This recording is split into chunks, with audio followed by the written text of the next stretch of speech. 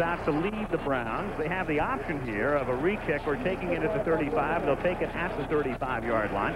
Last week, as you see, 3 touchdown passes in the game against Dallas, a game in which the Browns, incredibly, did not pick up 1 rushing first down. That's the first time that happened in the history of the franchise. Biner and Manoa start as the running backs. Langhorne and Slaughter is back after 8 weeks on injured reserve, and there is the offensive line. At the 35-yard line, Biner is split to the right, and we'll see him lined up all over. Manoa stays in the block, and Biner makes the catch, and he's tackled at the 44-yard line.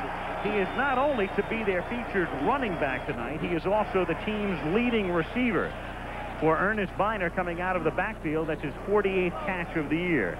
Turner, Sauché, and Klein up front in the Dolphins' 3-man line. The 4 linebackers. Mark Brown comes off suspension. A late hit on Pat Ryan. He was gone last week. Offerdahl having a good year. Green back from an injury. And the secondary. And it's been a problem, but Jarvis Williams, the rookie at free safety, has been a most pleasant surprise.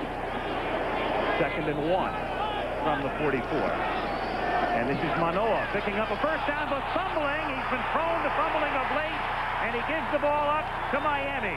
He did that against Denver, and he's been sparingly used since because of that fumble. And tonight on his first carry, he costs the ball up to Miami.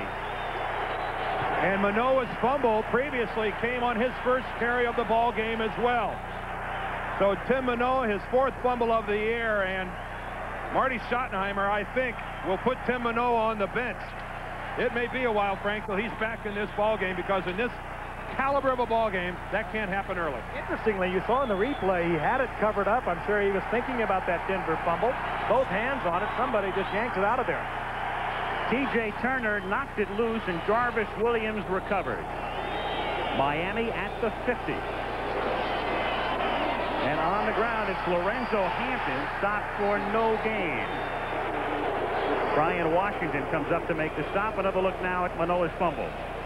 And see, Offerdahl is right there taking on the block. Big hole on the left side. Look, both hands have covered up.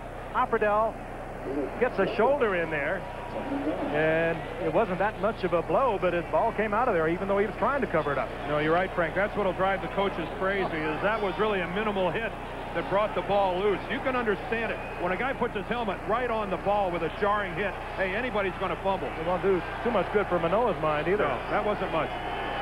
2nd and 10 from the 50. And a first down on a bullet to Mark Clayton.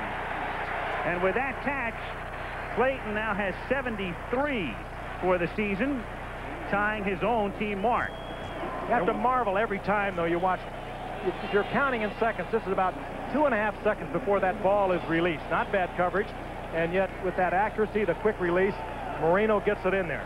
Just see Mark Clayton with his route force Frank Minifield really making contact with his own man, Brian Washington, who is covering the man out of the backfield. Effective pass route by Miami. So he ties his own mark set in the Super Bowl season of '84, and it's a first down to boot. Ron Davenport goes nowhere. The other thing that Clayton did was he caught a pass in his 37th consecutive game, and that is a new Miami record. Let's set the Miami offense right now. Led, of course, by Dan Marino. And in a season in which so many quarterbacks have been racked up, Marino has stayed very, very healthy and has not been sacked in over 2 months. Hampton and Davenport, the running backs. Banks takes Duper's spot. Clayton, the other wideout. Farrell Edmonds, the good-looking rookie tight end. And Galbraith, the good-looking rookie at right guard in an otherwise veteran offensive line. 2nd and 9 at the 38-yard line. Marino fires over the middle and simply dropped by Clayton. Right there for him. Felix Wright with the coverage. 3rd down. Had it really on the back hip, a pass that Clayton ordinarily would have caught. I'm sure he would agree with that. But again, Marino just a little behind Clayton. But again, it's 1, 2, 3, and that ball is on its way. That's why he has not been sacked in 10 games. A tough catch, but one you'd have to say a Clayton will catch. And get a good look at that, because that was an excellent look at the Cleveland Browns and something other than man-to-man coverage. You saw Frank Minifield lined up on Clayton and drop back into his zone responsibility.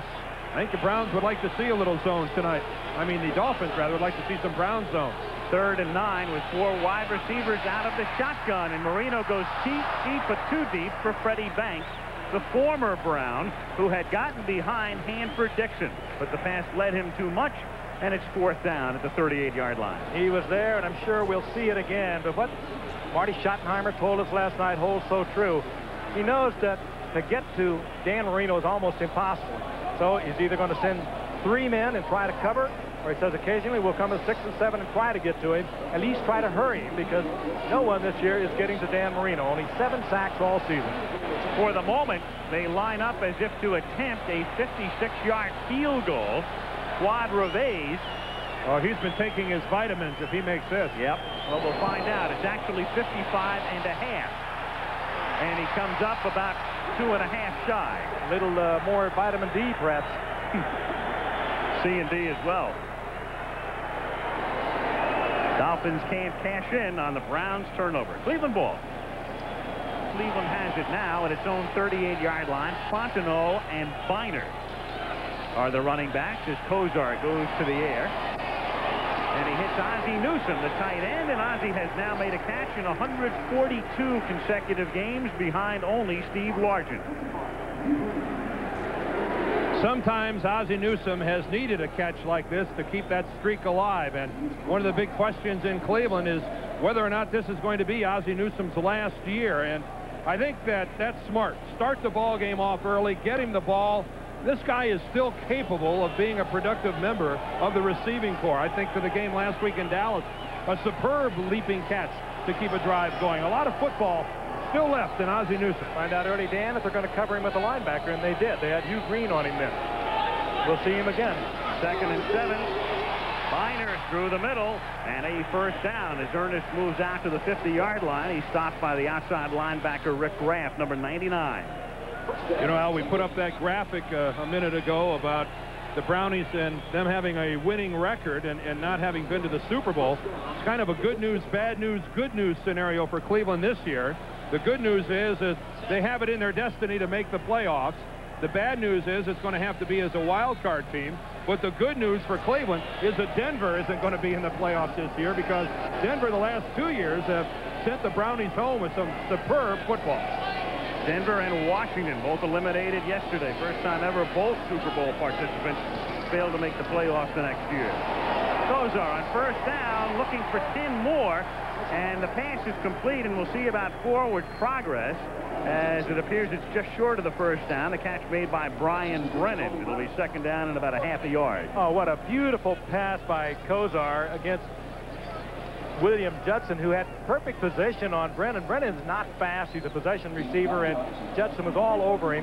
Now watch this. Judson covers him right like a blanket, hooking him a little bit, lays him to the outside. That ball is in the air right there. It was in the air actually before he broke to the outside. And so what amounts to a free play on 2nd down and inches, with Slaughter in the game for the first time in 8 weeks. At the top of the screen to the left. And Kozar will take advantage of this free play to go deep for Fontenot, but much too deep. And he was well covered on the play. It'll be 3rd down. Bud Brown with the coverage on Herman Fontenot. It's a good look there of Bernie Kozar thinking that Fontenot's going to make his break back to the outside, but you're right. The good coverage by Bud Brown prevented that. And in a stadium that has normally been filled with Dan Marino's footballs flying everywhere, it's Bernie Kozar, I think, taking the Dolphins a little bit by surprise going to the aerial game early. I think a lot of people thought the Browns would just try to hammer it at the Dolphins, who are somewhat susceptible to the run, but instead it's Kozar throwing. In a way, he's coming home, Bernie. A great start at the University of Miami. 3rd down and a short yard. And Biner can't find that short yard. It proves a little too long, and it's going to be 4th and inches as T.J. Turner helped to bottle him up. Good play by Turner that time. Penetration is the key on short yardage. Bottom of your screen. Watch T.J. Turner fight through, stay down on all fours, and get up just high enough to make the tackle. And against this porous defense of Miami, 26th in the league against the rush, Marty Schottenheimer is going to go early here on 4th down. And he brings Manoa back in as a fullback in the eye with Biner the tailback. And sends Fontenot in motion to provide leverage on the left side, and through the middle he goes and doesn't have it. Ernest Biner racked up by T.J. Turner and the rest of the defensive line. And listen to the crowd at Joe Robbie Stadium. They have not seen a short yardage stand like this in a while. They enjoy it. Again, it's penetration. Which side of the line of scrimmage is this game being played on? A good look of them not going off sides. The lead block, Manoa. Biner, not even close. Miami winning the war up front. High above Joe Robbie Stadium in Miami, which will be the site of the Super Bowl on the 22nd of January. 6 weeks from yesterday. Miami taking over. Holding on down. First down, Dolphins at their own 41-yard line. Marino to throw. And the catch is made on the far side by Freddie Banks. He's the man taking the spot normally occupied by Mark Duper. He began his career with the Browns in 1985. Played most of it on injured reserve. Started 5 games for Cleveland in 85 and injured again in 86. They waived him, and Miami picked him up. He has a lot of moves. He has a lot of speed and great leaping ability.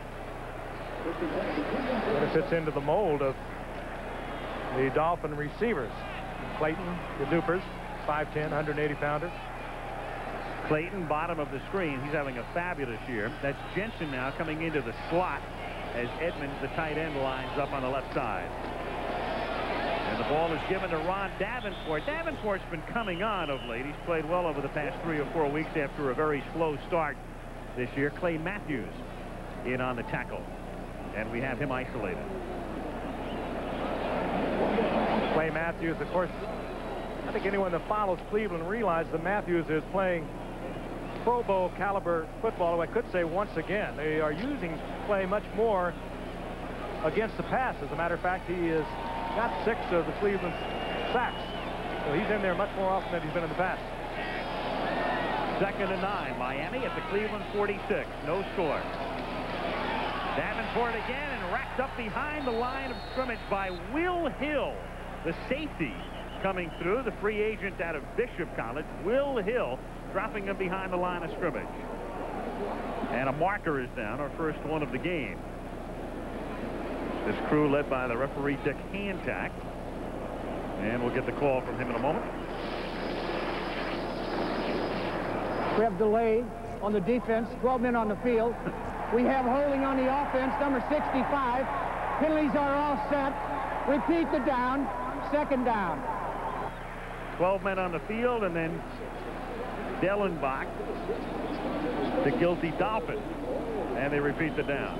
Dellenbach caught holding 3 times against Indianapolis last week. And I'm not sure that Will Hill might not have been the 12th guy on the field. He was lined certainly free, wasn't he? Up on the line of scrimmage. Yeah, he certainly was unaccounted for as far as the Dolphins were concerned. Well, they had 12 men on that play. On a punt run back last week, they had 9 guys on the field. Well, we saw it with 12 in Houston, didn't we? Yep. 2nd and 9, and the catch is made by Ron Davenport, who has a first down at the 36-yard line, and the tackle made by Felix Wright. Otherwise, you would have had 10 or 15 more yards. Once again, that offensive line just, first they take a quick drop, and then they just blow up into the rusher's space, and they get Marino just 2-3 seconds, and he just releases it. A good look at it here. Watch this offensive line of the Miami Dolphins. They are leading the league with only 7 sacks of the quarterback. Now, that is not only on pace to lead the league this year, that is on pace to become the all-time best in the National Football League. I'll give you a little more on it after this play. 1st and 10 from the 35-yard line. And Marino throws it away. It'll be 2nd down and 10. Dan Marino, coming into tonight's ball game, had thrown the ball 525 times. He's only been sacked 6 times. One of their sacks came against Ron Jaworski, who's only thrown the ball 4 times and got sacked one of those 4 times. The NFL record, as you can see, shared by the Cardinals of 75 and the 49ers of 1970, is 8 games. Now, those were in 14-game seasons, and nobody threw the ball anywhere near the amount of times that Marino has thrown. It's an incredible statistic. Well, they told me about the Cardinals in 75 as the catch is made by Clayton on 2nd and 10 with some nifty footwork. He has the first down of the 22. That Cardinal 75 team, they were able to do that mainly because of Dobler and Banks, they tell me. Yeah, well, needless to say, the people you've been talking to, as is the hallmark of your career, don't know what's going on. That's Dobler and Banks he's been talking about. Take that, Conrad. I'm going to guess that in the year that we had 8 sacks, that Jimmy Hart threw the ball somewhere in the 300s. Here we have Dan Marino, who will end up the season, who knows, maybe close to 600 attempts. And to stop and think that they're on a pace to have 7 sacks for the year, it really boggles the mind. And over 4,000 yards. First down at the 21-yard line. Davenport looks for some room and gets pushed back after a gain of a yard or so by Dave Grayson. Of course, their run blocking is a source of concern. When we talked to Don Shula this morning, the Dolphins incredibly averaging less than 74 yards a game running the football. I can remember as a player, 150 yards a game was always your goal. It was something you wanted to achieve because you knew if you ran it for 150 yards, you were controlling it, you were eating up the clock. Less than 74 is really unacceptable. 2nd and 8, 19-yard line, 5:10 to play. First quarter, no score. And Marino throws it off the fingertips of the tight end, Farrell Edmonds, the good-looking rookie from Maryland, and he can fly. Dave Grayson covering. 3rd down. Isn't it true, Dan, wouldn't you say, though, an offensive line like the Miami Dolphins, like any offensive line that blocks well, they block well in the scheme for the Miami Dolphins, and that is to pass the football with Dan Marino. They're not necessarily good run blockers. It's a different technique, a different style altogether. No, and I'm going to add one more thing about what the Dolphins have done. This is after the loss of Dwight Stevenson, one of the great centers that ever played the game of football and the leader of this football team. Who hasn't played all season. 3rd down and 8 at the 19-yard line, and Marino fires over the middle and incomplete, intended for Scott Schwady. Oh, a nice coverage by Brian Washington. Brian Washington, the strong safety of the Browns, right there. Boy, good coverage, good timing and anticipation by Washington. Look at the delivery. It's right there, and he makes contact with Schwade's the moment the ball gets there and disrupts it. This is a marvelous secondary for the Cleveland Browns. Dixon, Minifield, Wright, and Washington. That's as good a secondary as there is in the league. Now, 2 corners on the way to the Pro Bowl. Now Reveiz, who missed a 55-yarder, this one a 37-yard attempt, and this one is deflected wide to the left. So Reveiz is 0 for 2. Dolphins can't capitalize after an early turnover on the Manoah fumble, and good field position here, and Cleveland gets the ball back with 4:54 to play in a scoreless first quarter off the hand of Sam Clancy. First step, Slaughter with a broken forearm early in the season. It's the first time he's been in a game in almost 2 months. He hurt himself on the 16th of October. And you could see that big pad that he still wears on his left forearm. And that is a handicap for a wide receiver. But Webster Slaughter, a big play kind of receiver, and a guy the Browns very much need at this time of the season. But it'll be interesting to see how that affects his ability to control the football once he gets near it. He comes out. Schottenheimer saying yesterday he wants him in there for about a dozen plays tonight. Langhorne and Weathers are the wide receivers on 2nd and 10. And Fontenot goes in motion. Draw to Biner. And he turns what would have been a loss into a 4-yard gain out to the 24-yard line. It'll be 3rd and 6. 4.5 minutes to go in the first quarter. Well, as you look at Mike Singletary, the Chicago Bears have already clinched, as you know, the NFC Central. They go to the Metrodome next Monday night as we wrap up the regular season. The Bears and the Minnesota Vikings, 2 top teams in the NFC Central. Vikings, believe it or not, have not mathematically clinched a wild card berth. And before you get too upset in the Twin Cities, there's almost no way they won't go, but they have not mathematically clinched. 3rd and 6 as the catch is made by Biner out to the 35-yard line. He is stopped there by David Fry. Hey, when you start getting into the tiebreakers, to keep the Vikings out, you get into earthquakes. Well, before anybody has a heart attack in Minnesota, about 5 different things would have to happen for the Vikings not to get in, including the Vikings losing by about 50 points to the Bears and the Eagles beating Dallas by 50 and that sort of thing. And something tells me after Sunday's loss to the Packers, no one in Minneapolis, St. Paul is going to take anything for granted. Right. Who would have thunk it? Congratulations, though, to Lindy Infante and his Packers. First down, Cleveland at the 35-yard line.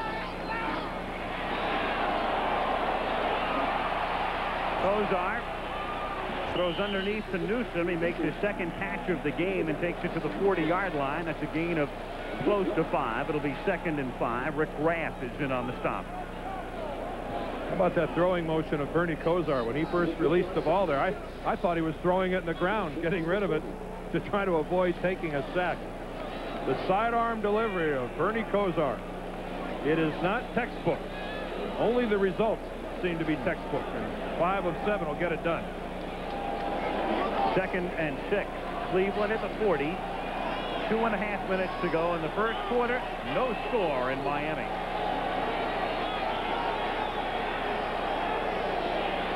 Langhorne in motion. Kozar under pressure and sacked at the 33-yard line by Brian Soche.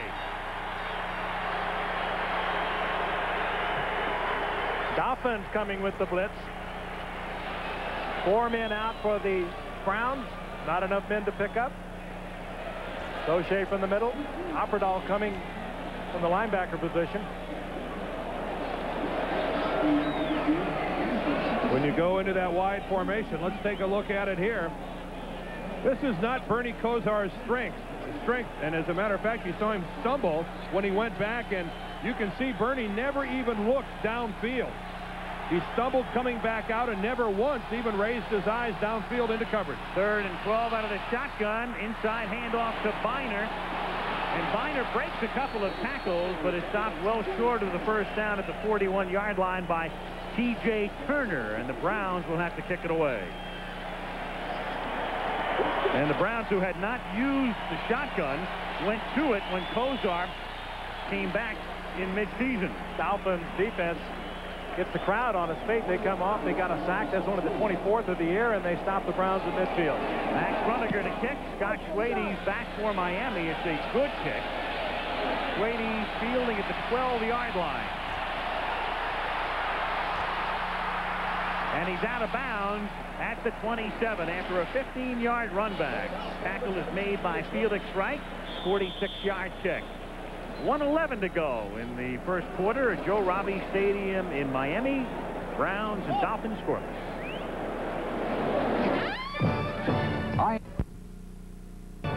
Dan Marino of the Dolphins passes to Mark Duper, who laterals back to Tony Nathan, who in turn flips the ball from the 27 back to Duper at the 26. And Duper advances to the 10. Now you make the call. Where do you spot the ball?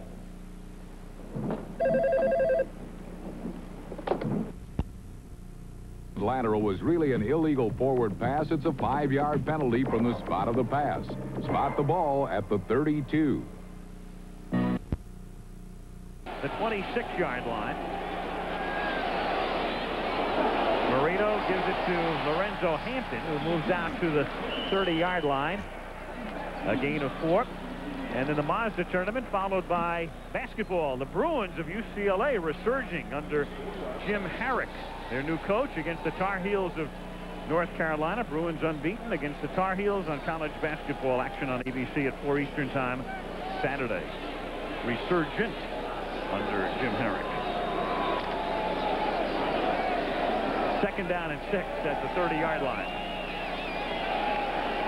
Half a minute to go. First quarter.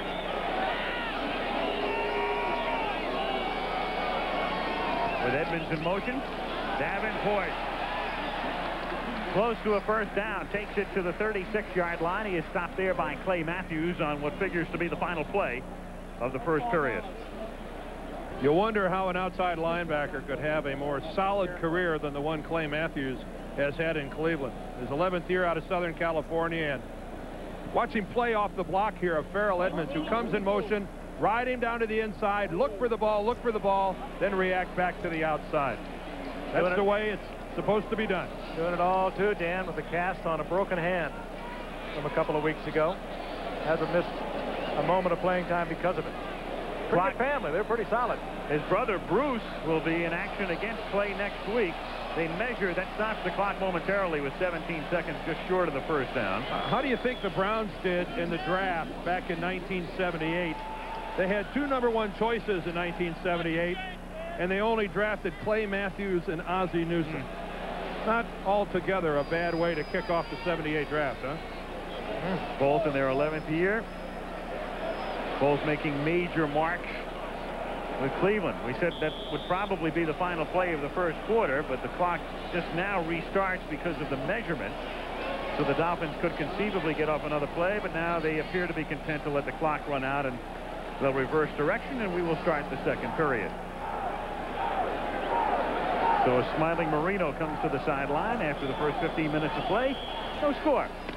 Back in Miami after this message and a word from your local station. In Miami, Al Michaels, Frank Gifford, Dan Deerdorf start the second quarter. 3rd and inches for Miami at the 36-yard line. And Davenport may have gotten those inches with that second effort after the initial contact as he gets it out past the 36-yard line. They needed just a couple of inches. And Dick Hancock signals first down, Dolphins. Might have been Davenport's 3rd effort that got them the first down. He was hit once, hit twice, and a spin after the second hit is actually what got him the yardage for the first down. Not much in the way of offense when you look at it. You'd expect more from Kozar and Marino. The only turnover, the fumble by Manoa, doesn't really do any damage. Time of possession about even. Pretty nondescript numbers. And no score in the game. Marino with all the time in the world per usual, and it's dropped. Freddie Banks couldn't hold on. He was covered by Hanford Dixon. 2nd and 10. He was dropped, but it was worth watching. Marino with that quick snap and fired that ball right on a line. And not bad coverage by Dixon. Well, it was better than not bad. I think it was pretty good, although it should have been a catch. You know, Banks was there, and a receiver like that, Frank, when he gets both hands on the ball. Well, look at Dixon. He gets a hand right in there. Yeah. Banks can't hold on to it. From that angle, the ball looked higher than it did from the angle before. It would have been a great catch by Freddie. Freddie, I'll give you credit there. That's a tough ball to bring down. 2nd and 10. Marino, after juggling the snap, hit Edmonds, and he can fly once he has the ball, and he's out of bounds at about the 35-yard line. You saw before he's averaging almost 18 yards a catch, and when we say fly for a tight end, that is, but he can really move, and if you saw the game against the Jets a couple of weeks ago, or the highlights, you know what I mean. Marino almost lost that ball coming away from center, but you're looking at a rising superstar. Marino with the concentration. He has Edmonds in the flat, breaking clear, and he does have great speed. We watched him preseason go 80 yards for a touchdown. Here's what I don't understand, Frank. You weigh 248 pounds. Why continue to head for the sideline? I mean, if I'm as big as Farrell Edmonds, even though I'm bigger, I'd head back for the middle of the field and take on Washington. Why box yourself into the sideline? At the 35-yard line, Washington was thankful that he kept heading for the sideline. Yeah. Don't you think, Frank, that's the first thing they're going to tell him is, what the heck are you doing going out of bounds? Stay in the field and challenge the guy. But one of the positive things that we talked to Don Shula about today was this man. Oh. And they were stunned when he happened to be available in the 3rd round. And the Dolphins, of course, have not been drafting all that well, but they got Edmonds in the 3rd round. And he just keeps coming on. There was a lot of things he had to learn, and one of them perhaps is what you just mentioned. As big as he was, as fast as he is, he breaks that back inside. He might have taken it all the way. Well, coming into tonight's ball game, he had 29 receptions. That was number 30. But the guy has an 18-yard average on his catches. Those are big play, big-time numbers for a tight end. 2nd and 10 as Davenport picks up about 2, taking it to the 33-yard line, and Michael Dean Perry, the Fridges brother, number 92, is in on the tackle.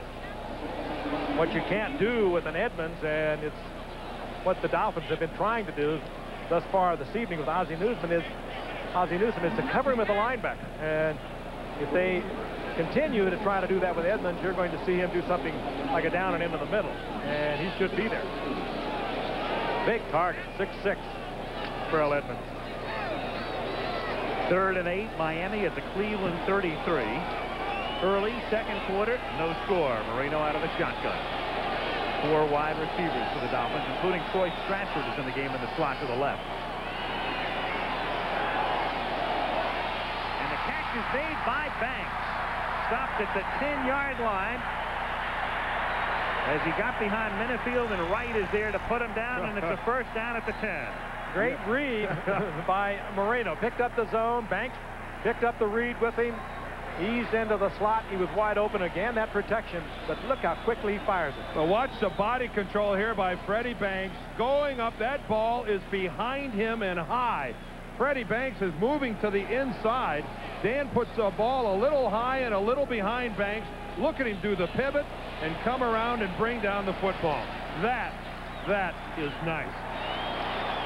1st and 10, Miami at the 11-yard line. Marino off the fake, fires too high over the middle, intended for Jim Jensen, Mr. Everything, at the goal line.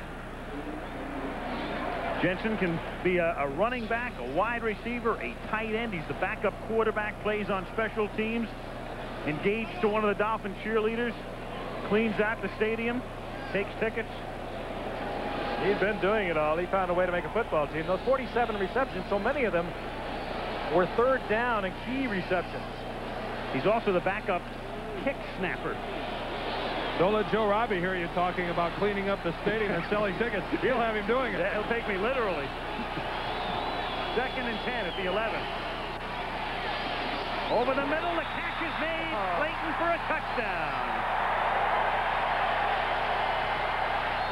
Oh, and Mark just loses a couple $100 as he launches the ball up into the stands. I think Marino will pop in about half of it. Clayton with a great effort. Marino had to drill that ball. A super effort on the part of Clayton to come down with it. That was smoking on his fingertips. Gets away at the line of scrimmage from Minifield. He passes him on. Matthews is there, 57, splitting the 2 defensive safeties, and Marino throwing it in there so nobody's going to get a hand on it. And a milestone touchdown for Dan Marino, the 193rd touchdown pass of his career, breaks his tie with Bob Greasy. Revese's extra point is good. Of course, Dan Marino has eclipsed Bob Greasy's Dolphin record in his 6th year, when it took Bob 14 seasons to do it.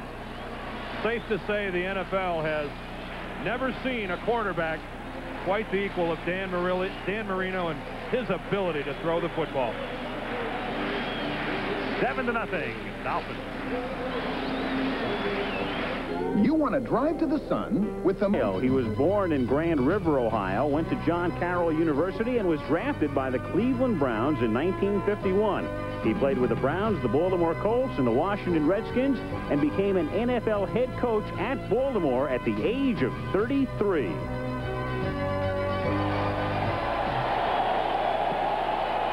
Miami taking the lead early in the second quarter, 7-0. Glenn Young returns the kick from the 4 out to the 29-yard line with 12:02 to play in the first half. Joe Robbie Stadium. Well, we talked about Dan Marino and the fact that he's done it in less than 6 years. Greasy with 192, Frank over 14 years. The offense a little bit different, though, these days. I would say so. And you look around and you're Dan Marino, you have not had in your 6 years while you've been here a zonka and a kick and that tremendous offensive line they had for run blocks. Oh, and look at the difference in the rules and the way the secondary could play. Quarterbacks back then went to look at a receiver, and he was flat on the ground because back then it was legal to cut them at the line of scrimmage. The game has indeed changed radically in the quarterback's favor. And blocking for the offensive line for the passer. There's a punch out there now. Kozar to the air on first down, under pressure, intended for Slaughter. Flag is thrown to the disbelief of the Dolphins. William Judson. And here comes the guilty party. And here comes the argument that the ball wasn't catchable. Well, he didn't mug him, but he did bump into him. It may be overruled. Let's see. Pass interference. Defense, number 26. First down. And it's a good call. There's no doubt that it's a good call, although I believe the call is against William Judson, number 49. But watch right here. Watch him move back into slot it right there and hit him, and then the ball hits his hands. I don't think there's any doubt that that's the proper call. That's interference all the way. Prevent a Slaughter from an opportunity to go for it. I just don't know how Jarvis Williams got called for the penalty. Number 26, actually, it's on Judson, 49. Neither does Shula. 43-yard line. Tony Baker is in the game as a running back. He has never carried the ball as a Brown until now, as he goes to the outside. And Baker's first ever Cleveland carry is for a first down. And one problem the Browns have had is getting somebody to the outside. And with Kevin Mack hurt tonight in particular, Viner likes to run north and south. So does Manoa. Fontenot as well. Here's a guy who can take it wide. Marty Schottenheimer was very candid about it. He said, we're going to get Baker in there because we can't get Mack in there. He can get to the outside. We're going to give him the toss because we anticipate Miami thinking with us. They know that Kevin Mack can't go, so they're going to pinch everything down. That's what the Dolphins have been doing. Big gain by Baker. Tony Baker on the injured reserve list all of last year and inactive much of this season. That's Fontenot in motion. And this time it's Viner picking up about 5 to the 39-yard line. Mark Brown and Rick Graff converge on the stop. You know, getting back to Tony Baker and what the Browns are looking for from him. He spent all of last year on injured reserve because of a wrist injury, and he hasn't played this year because he had arthroscopic knee surgery back during training camp. So this is a player that, in reality, the rest of the league knows nothing about. Free agent last year out of East Carolina. And there's Tony Baker. Looks like he might have a little explosiveness. He carried the ball once for the Falcons in 1986. He was their 10th round draft choice. 2nd and 5 at the 39. Kozar, as the pressure is on, has to throw incomplete. Jackie Klein forced him to get rid of it, and to the turf as well. 3rd and 5. Boy, and Klein hits Kozar right from behind. I mean, he's coming from the blind side. Here's Klein right here. Just watch the rush, but watch how he hits Kozar in the back. Kozar never sees number 98. He gets around field. He gets around Larry Williams, and then another hit from the other side by T.J. Turner, and there's the old double whammy on Bernie Kozar. Frankly, Klein let up on him. Might have been that extra little shot by Turner that really jarred him. 3rd and 5 out of the shotgun from the 39-yard line. Good protection this time, and over the middle, Viner wide open, touchdown, Ernest Viner. Oh, he was open. A running back lined up at wide receiver you wouldn't think would get that wide open. This time, actually, Viner's lined up in the backfield and comes out, circles out of the backfield, and just a blown coverage by the Dolphins. Got himself locked up with Bud Brown, a strong safety not known for great man-for-man coverage, and Viner they use a lot on the outside, as they do Fontenot. He was wide open. Good luck trying to figure out who was supposed to have him. David Fry was the closest of the Miami Dolphins, but Ernest Viner just all alone. Someone in a blue-green jersey made a major error. But nobody picked him up after he sprinted by Fry. Matt Barr with the extra point. That's good. Viner, the team's leading receiver. That's his 50th catch of the season, but his first touchdown reception of the year. And it ties the game at 7-7 with 10:08 to play in the first half. Linebackers and backfield men, the linebacker will lose it every time. Or Cleveland tying the game 7-7. Funny, the top rank mentioned that a Cleveland victory tonight really doesn't do anything in terms of putting Cleveland in the playoffs, but it puts Houston in the playoffs. That is interesting, and they meet, of course, next Sunday. And, of course, Indianapolis interested because also a Cleveland win tonight, and that's it for Indianapolis for the year as far as the playoffs are concerned. We'll clear it up, or try to at halftime, as Joe Cribbs returns the kick out to the 14-yard line. And if you're wondering where's Joe Cribbs, here he is in Miami. He's been around Buffalo and San Francisco, and then he went to Indianapolis briefly, and he winds up with the Dolphins about 6 weeks ago. A couple of 8,000-yard seasons for Buffalo. He only carried the ball 5 times, though, for Miami so far this year, and really doesn't figure into their offense for the balance of the year, and you really have to wonder about what the future holds in store for Joe Cribbs as far as playing in this league. First down for Miami from the 14-yard line. Game tied 7-7. Davenport pulls his way out to the 21. He is stopped there by Frank Minifield after a pickup of 6, 2nd and 4. You wonder about this entire Miami running game, Dan, in terms of the draft and the fact that one of the things Miami will look for in all probability is a big back, a feature back. And you look at that graphic about Marino, he'll break that possibly tonight if he has just anywhere near an ordinary night. And Frank and Al, you're exactly right. That's got to be priority number 1 for the Dolphins, is that big running back. Without that guy, they're really not going to effectively rush the football.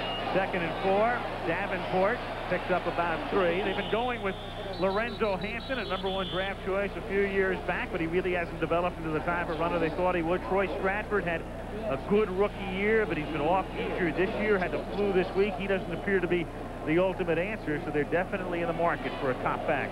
If you're looking for a top back, you have to also, Dan, look at their defense. I mean, this, you know, they put up 34 points 2 weeks ago against the Jets when they got beat 38-34. But, you know, as far as the way the Dolphins have addressed their defense, you know, their last 3 high draft choices have all gone defensively. 3 years ago, it was John Offerdahl, a 2nd rounder, was their first, and then John Boza and Eric Kumaro. So they drafted defensively. They just haven't gotten any better. 3rd and 1, and they pitch it to Davenport. Going to the outside, he fumbles. And at the 19, the Browns have the ball. Eddie Johnson comes up with it, but they're going to whistle it down at the 26-yard line, and the penalty marker is down as well. There's a flag on the field, and I'm not quite sure what it's going to be. And I'm not sure how this is going to affect either one of these 2 clubs. It's up in the air now. Paul Bates was in the discussion with Dick Hancock. Holding is the call. That was a fumble. It came out. Holding, offense, penalty is declined. First down. And the ball does indeed belong to Eddie Johnson. This is where we'll get the best look at it from the far side of the field. Look at him carry that ball with one hand, though. Now he tries to put it away, but it's just too late. But look at Hanford Dixon. Look where he put his helmet, right on the football. You saw Tim Manoa fumble earlier where the ball just came out from casual contact. That is how you force a fumble. Hanford Dixon putting the orange helmet right on the football. That's the way you jar it loose. First down, Browns at the 20. Baker and Biner are the running backs. Last time Baker was in the game, they pitched it to him swinging wide to the right. This time they give it to him straight up the middle, and he threads his way for a gain of about 4 to the 16-yard line. Hugh Green in on the tackle. Another look at the fumble by Davenport, and from the left, watch Hanford Dixon. Now you can see the ball's out there in one hand, and Davenport never does get a chance to cradle it right up against his body, Frank. Never got it really what you would call tucked into that proper position and put away, and there's Eddie Johnson right there. But a superb play by, well, you'd expect it from Hanford Dixon, a perennial Pro Bowler. So many good backs carry it like that, but you've got to get it away, and he never did have it tucked away before he was hit. 2nd and 6. 7.5 minutes to go in the half. The game tied 7-7.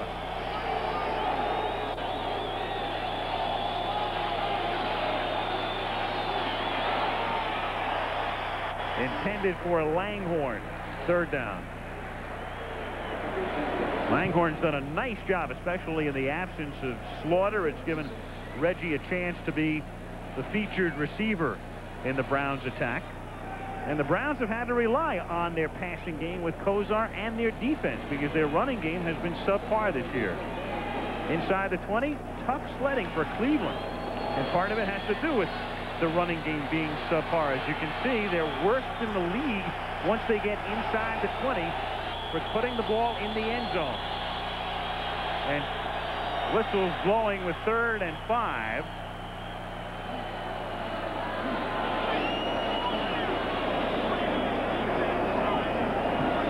linesman stopping play for the moment. Hancock tells us about it. Timeout. Miami. I think Miami. Their first timeout. I think Miami only had 10 men on the field.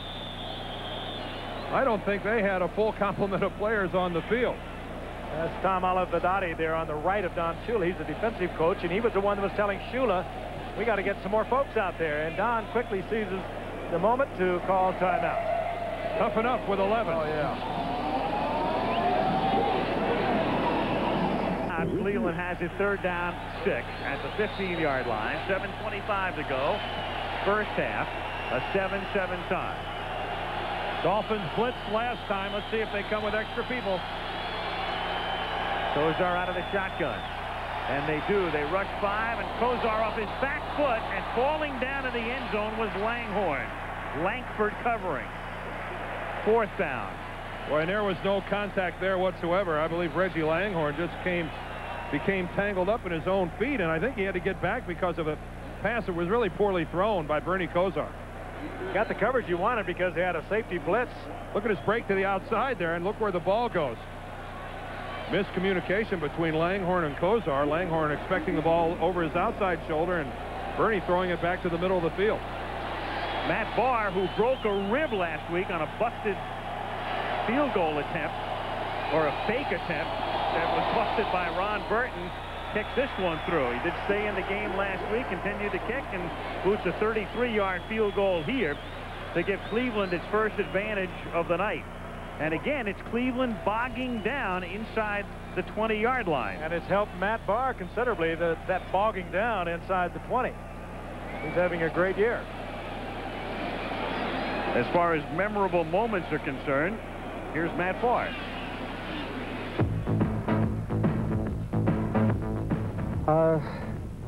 You want to use explicatives whenever you say your most memorable moment. You know, whether it's winning the Super Bowl was nice and making the teams nice, but I'll have to say my most memorable moment was the first time seeing myself on a bubblegum card. Easy to please. Another lofty ambition. Easy to please when you're putting it through the uprights like he has for a long time. And they crank those bubblegum cards out now, don't they? Think he was serious? Well, this is not Cleveland, but a lot of fans have come south scouting out what they hope will be their seat locations for the Super Bowl. Browns feeling right at home with the biscuit glittering the end zone. 10-7 Cleveland. Did not look like a gourmet biscuit. Kick goes out of bounds before it reaches the goal line, and so Miami can take the football at the 35-yard line. And this was one of the league's better rule changes, by the way, of not coming back and re-kicking a kickoff that goes out of bounds. Go ahead and let the offensive team take it at the 35-yard line. A suitable penalty has been applied, and it saves everyone a lot of time and trouble. Particularly the guys that are trying to cover it. Yeah. Wednesday night, there's your lineup. Wednesday night, prime time here on ABC. 8 o'clock, 7 Central and Mountain. Free to be a family, followed by the Wonder Years, Hooperman, and China Beach. The Wednesday primetime lineup. 1st and 10, Miami at the 35-yard line. Marino going to the air. And Banks with a nice move to pick up the first down as he makes the catch. And then figures out where the marker was. And for Dixon covering on the play, and they will spot the ball not quite at the first down marker. Looked like he had it for the moment, but the official right on the sideline says, no, you're a couple of inches shy. Well, whether he made it or not, he made the right move to go for it, and Banks is looking awfully good tonight. Of course, again, mind you, Mark Clayton suspended week before last. NFL's substance abuse policy for 30 days, and of course, we'll take him throughout the season. 2nd and inches at the 45-yard line. And a conservative straight-ahead run by Davenport. That's a first down. Under 7 minutes to play now in the first half. If you were an offensive coordinator, I'm going to pose this question to the two of you, and you had 2nd down up near midfield, less than a foot for a first down, I really need you to explain that call. Well, particularly when you are 5-9. And when you've got Dan Marino as your quarterback. I just don't get it, and I don't think you do either. 1st and 10 at the 47-yard line.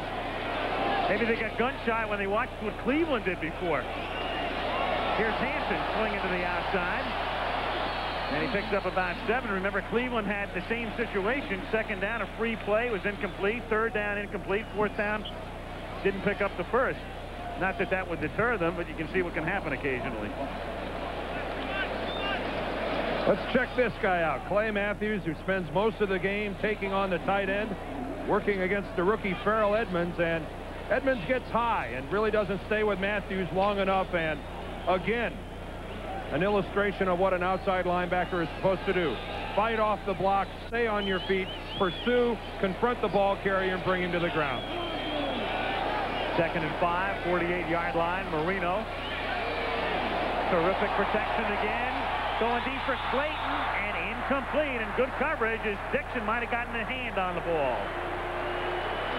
And the question is whether Dixon got a hand on the receiver before the ball got there. I think he had a little bit of both. The left hand working on Clayton, the right hand going for the ball, and here he is. Two of the finest man-for-man cornerbacks in the league, and well-timed. You're looking at it in slow motion, and that would be hard to call in slow motion, and if you're seeing it at top speed, no way you're going to call it. It's just a great effort by Hanford Dixon. No, that's not interference. Great play. Well, in slow motion, Dixon makes contact with Clayton before the football gets there. But when you are as good as Hanford Dixon, that's the kind of confidence you can play with. 3rd and 5, and they swing it out to Stratford. And Stratford, looking for the first down, is very close. You can see exactly how close. He's run out of bounds by Will Hill. You know, when we roll a tape like that, like we watched of Dixon and Clayton, we're talking about hundreds of seconds when we say you can see the contact before the ball gets there. No official in the world is going to make that call as interference. It just illustrates that as a cornerback, what a big part of your game confidence is. You have to think that a rookie cornerback or a younger guy can't chance that because he's worried that he's going to get the flag. A guy like Hanford Dixon, getting a flag never even crosses his mind. He's going to play his own game. Meanwhile, it's 4th down. As you look at it in a regular speed, 4th down after Stratford was just short of picking up the first, and diving for the first down now is Lorenzo Hampton to keep the drive alive for Miami. On a 4th and inches play, he takes it to the 41-yard line. There's a 4th down call. I'm not so sure that Don would have gone for had it not been in a 5 and 9 situation. Of course, he's looking in the last 2 games at a lot of players who, quite frankly, will probably not be here next year. He's wanting to see what they'll do in a situation when they are out of it. If they'll stay in there, they'll give it 100%. He believes that way. Marino. And much too deep. Clayton had broken it off to the outside. And Dan throws it into the end zone. And again, Marino protected well. We talked about the fact they've been sacked only 7 times this year. The Dolphins have not suffered a sack since the 25th of September, or a week before the regular season ended in baseball. It's been that long. That's quite frankly one of the reasons he has not been sacked, too. He had fixed in on one receiver. He knew he was covered. He just let it go. He didn't scan the field for another receiver. This guy fired and incomplete. This guy might only have 25 or 30 sacks if he didn't have any line. I mean, it's virtually impossible to get to Dan Marino and disturb his rhythm. 2nd and 10 from the 41-yard line. And Marino, and that's the first time he's even been hit tonight. The pass is incomplete. As far as I can determine from up here, and this, of course, would be unofficial, Dan, no such stats are kept. I think that's the first time they've even touched Marino tonight. I love your timing, Dan. Boy, I cursed him, didn't I? Here's Carl Harrison right on the nose, and that's the quickest way to get to Dan Marino. The penetration right up the middle. It's really tough to get to him around the corners. And really, that's a double team block. Dellenbach and Roy Foster both get a piece of Carl Harrison. And this actually hit Davenport right in the gut. He should have handled the ball even though Marino was hit. Oh, and that knocks the wind out of you when that shoulder gets driven right into your solar plexus. 3rd and 10 from the shotgun. Browns rushing 6. And Marino throwing into a lot of traffic and has it picked off at the 11-yard line by the rookie Brian Washington. Took it away from Clayton. flags go down all over the joint after the play, well after the play. That's Brian Washington's third interception of the year. And this is one that, you know, we talked about Hanford Dixon having a lot of confidence. This is the kind of a throw the quarterback makes who has a lot of confidence. This is a ball Dan Marino probably shouldn't have thrown. At a row and double coverage. Mark Harper is back there with Brian Washington, and right at this point he'd love to have it back. That's Dixon, number 29, Harper, number 23. Now coming from across field, the free safety, Brian Washington, is the nickel work for Cleveland, and whether or not Marino saw him or not, he didn't see him in time. And Dan knew the minute he let that thing go that he was in trouble, because Brian Washington really was just standing there waiting for the ball to come down. He only had to react no more than 2 or 3 yards. And then Troy Stratford got into a scuffle after the play had ended, precipitating 2 penalties. And we'll wait and get Hantak's call here. Unnecessary roughness. Number 23 on Miami. Unnecessary roughness. Number 29, Cleveland. The penalties are offset. 1st and 10, Cleveland. That's Troy Stratford and Hanford Dixon. I guess they figured they weren't big enough to hurt each other in the world of pro football. Stratford 5'9", 192. Dixon 5'11", 195. Bantamweight scrap. These Brown safeties have really come on this year. Felix Wright is playing great football, free safety, as you watched Brian Washington tonight. And of course they replaced a couple of pretty good ones. Chris Rockins and Al Gross were there last year. 2 new ones this year, and they performed well. Browns with 2 scoring drives in the quarter. They lead 10-7. 1st and 10 from the 13-yard line, and everybody moved except the most important man of all, the center, Riccozzi, who didn't snap it.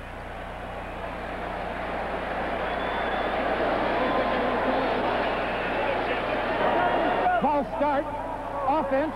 5-yard penalty. Repeat the down. 1st down. 10 of them. Distribute that one around. It doesn't go anywhere without the football, but this is where everyone's on the same page except for the center. You could see Kozar's hands move. He gooses the center.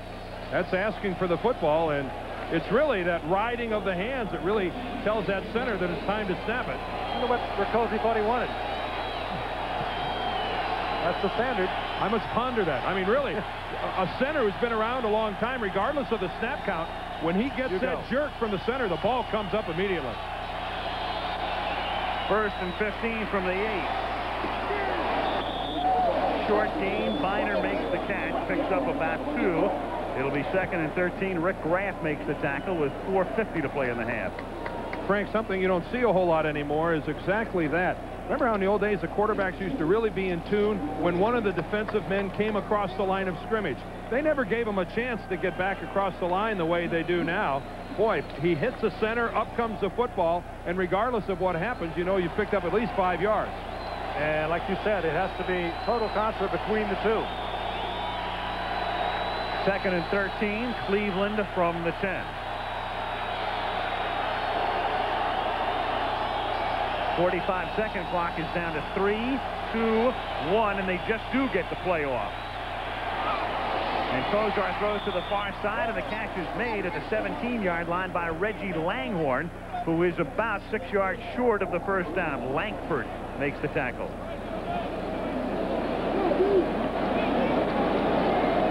Spotted at the 18. Call it 3rd and 5 now. This is a secondary that a couple of weeks ago was ripped up by the Jets for over 430 yards and 4 touchdowns in that 38-34 loss to the Jets. Tonight, doing a suitable job against the Browns. The Dolphins have given up 69 points in the last 2 weeks. 3rd and 5 from the 18. And Kozar's throw is a little low and dropped. Reggie Langhorne covered by Langford. Again, just good coverage. That ball had to be thrown where Kozar threw the ball because of the coverage by Langford. And Bernie takes a serious high-low shot. Kozar is lucky that he comes out of that without being injured. He really gets banged back in the pocket. He's going to get it low from the right side. Eric Kumaro comes in, and that's the kind of stuff where a quarterback a lot of times gets injured. Max Runiger's second punt of the night. Bounces at the 47 and takes a good Miami bounce, and it's down at the 50-yard line by Van Waiters. And Miami has 2 timeouts remaining and 3:09 on the clock in the first half, with Cleveland on top 10-7. Coming up at the half, Don Shula in what's been for him his toughest year. And a look at the playoff picture, and we'll try to. Can't promise you anything. We're going to try to clear up a few things and give you some mathematical possibilities and probabilities.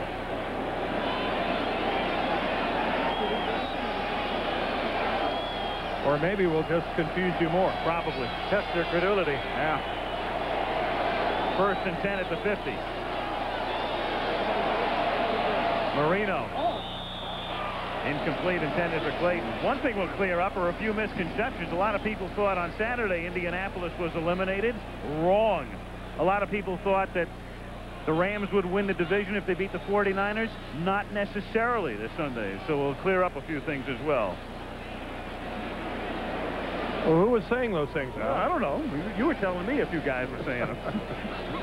I was flying yesterday. Wait till tomorrow. They'll be talking about how we messed them up. Right.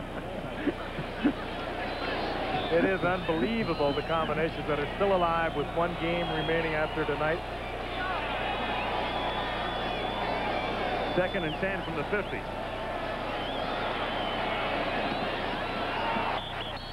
And Lorenzo Hampton makes the catch at the 45-yard line. Dave Grayson in on the tackle. He stays in bounds. Clock keeps running. 2:50 to go in the half. The one thing we know for sure is that there are probably 10 teams right now that you'd have to say have about an even chance of winning the Super Bowl. I mean, I don't know that there's one team right now that stands out head and shoulders above everyone else. I can hardly remember when it's been this wide open before. I think a dynasty in this league right now is 3 wins in a row. Perhaps Green Bay is on the way. 3rd and 5 at the 45-yard line. Out of the shotgun, they give the ball to Stratford, who bounces off 1 tackler and then takes it close to a first down. He's just short of the 40. It's going to be 4th and inches. Another young man playing hurt tonight. Troy Stratford had a great rookie year a year ago. In trouble all season long with nagging injuries, and was questionable whether he could even play tonight. And he was in the hospital Saturday and fed intravenously yesterday with the flu. Shula can ponder the options at the 2-minute warning.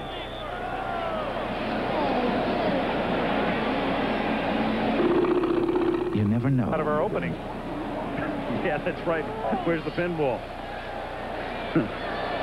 Coming to you from the Goodyear Blimp Enterprise. Nice night considering what's going on up in the Northeast. Yeah. Ronnie Lee, the right tackle of the Dolphins, came off the field. You saw him down on the turf.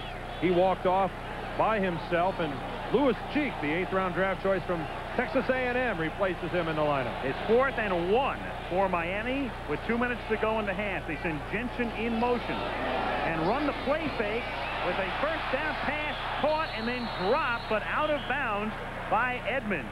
Mark Harper covering on the play, but he had control. Edmonds has been prone to fumbling in the past couple of weeks. He's fumbled 3 times, but if you're going to fumble out of bounds, which he does here. And he fumbled backwards, and he's lucky that he had enough forward progress that when the ball came back a couple of yards, it gave him still enough yardage for the first down. You know, it's funny, he's a rookie, and we sung his praises earlier. He's already fumbled more times in his rookie year than his opposite number, Ozzie Newsome of Cleveland, has in his entire career.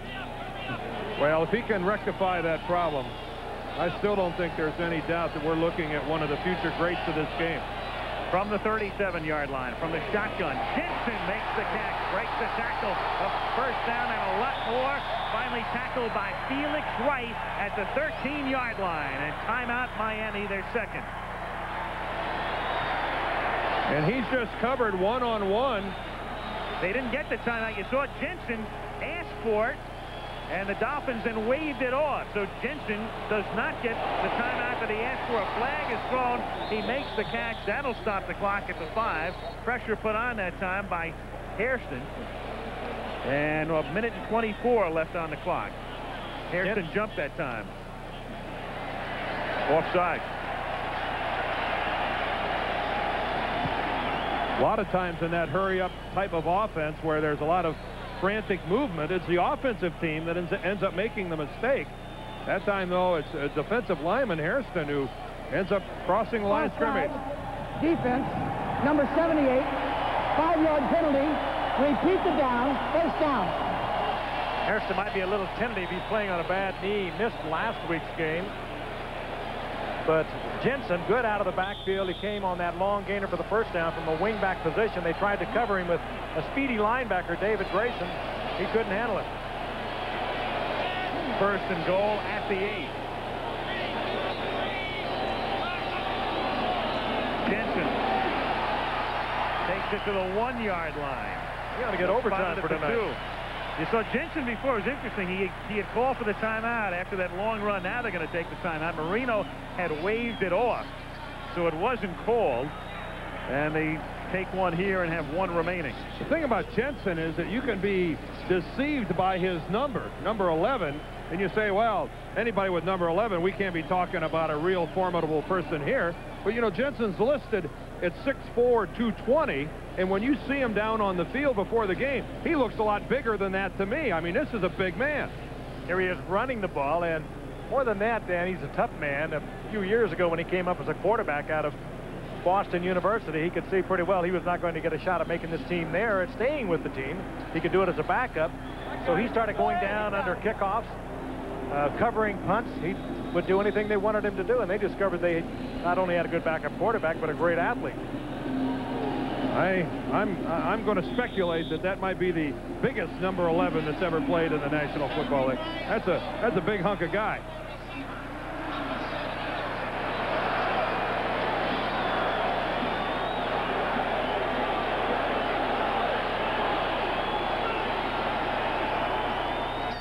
First and goal, ball at the 2.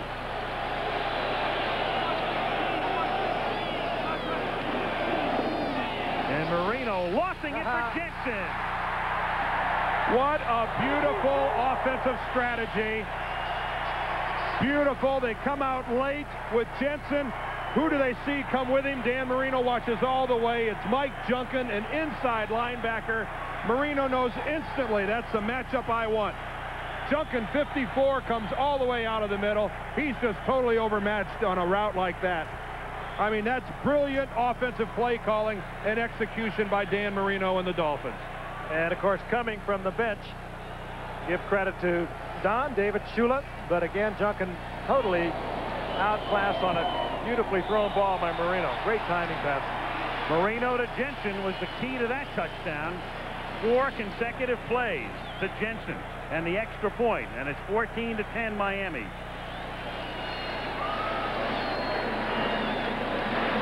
Couple of passes to Jensen and a run by Jensen and a pass to Jensen for the touchdown. That's a good way to get off the kickoff coverage team. Well, he'll stay on anyway.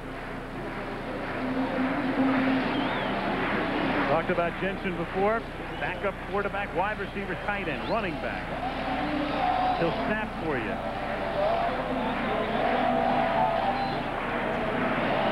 And so the Cleveland Browns now find themselves trailing by 4 with 1:11 to go in the half. Look at what we're talking about. Here's Jensen right here. Watch him come all the way across the formation. The one thing Dan Marino wants to see, who's going to cover him? Here's the guy. Mike Junkin's going to come all the way over, and the minute Dan Marino sees that, he knows he's got the matchup he's looking for. You'd think one of the defensive backs would come out with Jensen, but as soon as he looks over there, you can see him glancing to the right all the way. He knows he's got the matchup he wants with the inside linebacker. There's a touchdown. Boy, you see that in replay, and you're exactly right, Dan. I don't know what he had called, but he saw Junkin come across there. He hit it right on the head, and as soon as he saw Junkin covering, he waved to out in the flat to Jensen, and an easy 6. No, this guy's been around here. when he sees that matchup, his cash register starts ringing right off the bat. Ding, ding, ding. He's got one. 194 for Marino now, and just to put it in perspective, that's as many as Ken Stabler through in his entire career with the Raiders. Kick comes to the 9-yard line. Gerald McNeil, the Ice Cube, is run out of bounds at the 30. Browns have it there with 1:05 and all 3 timeouts remaining. 14-10 Miami.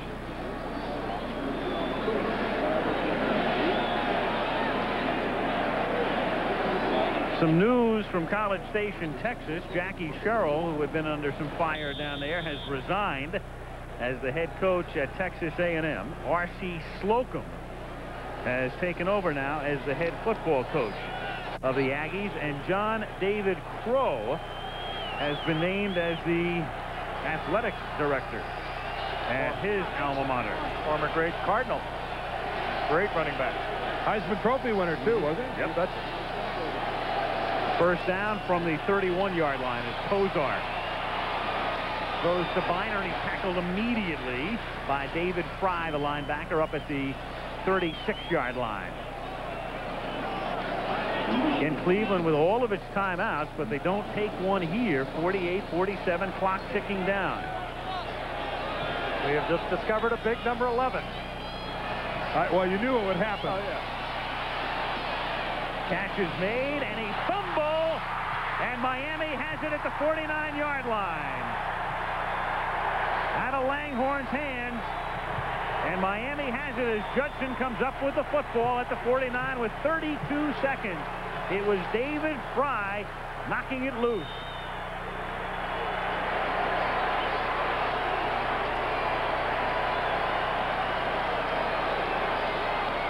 Ozark steps right back into the pocket, fires it in, gets the completion, and again, just good, solid hitting. That's David Fry.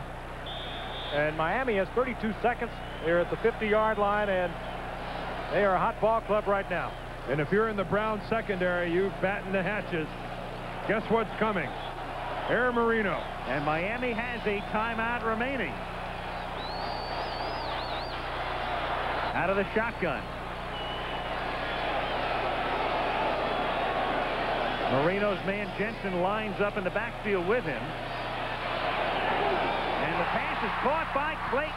And he's to the 29-yard line. He's tackled by Dave Grayson, a first down. They have one timeout. Marino lines up out of the shotgun. Clock down to 14, 13, and ticking. And from the 29, Marino over the middle, sets him up in field goal range. Jensen takes it to the 18, and they'll stop the clock and bring in Revay. What a read by this man. On the play before this last one, the Browns brought 4 men. They dropped into a deep zone coverage. Clayton took it deep, turned in. He drilled the zone. This last play, they brought 6 men.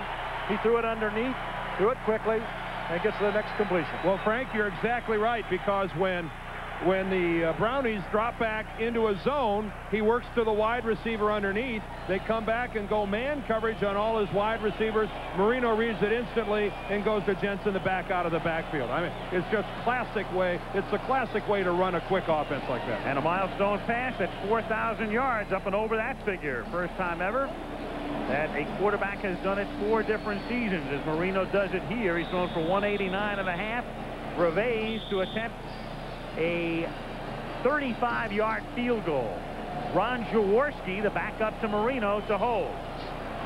Revay's missing 2 tonight, 1 from 55. The other was partially deflected by Clancy.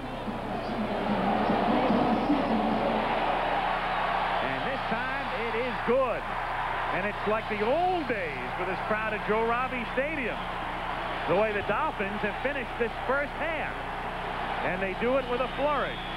A 5-game losing streak, and they've clinched last place, but you'd never know it. Joe Robbie Stadium erupts.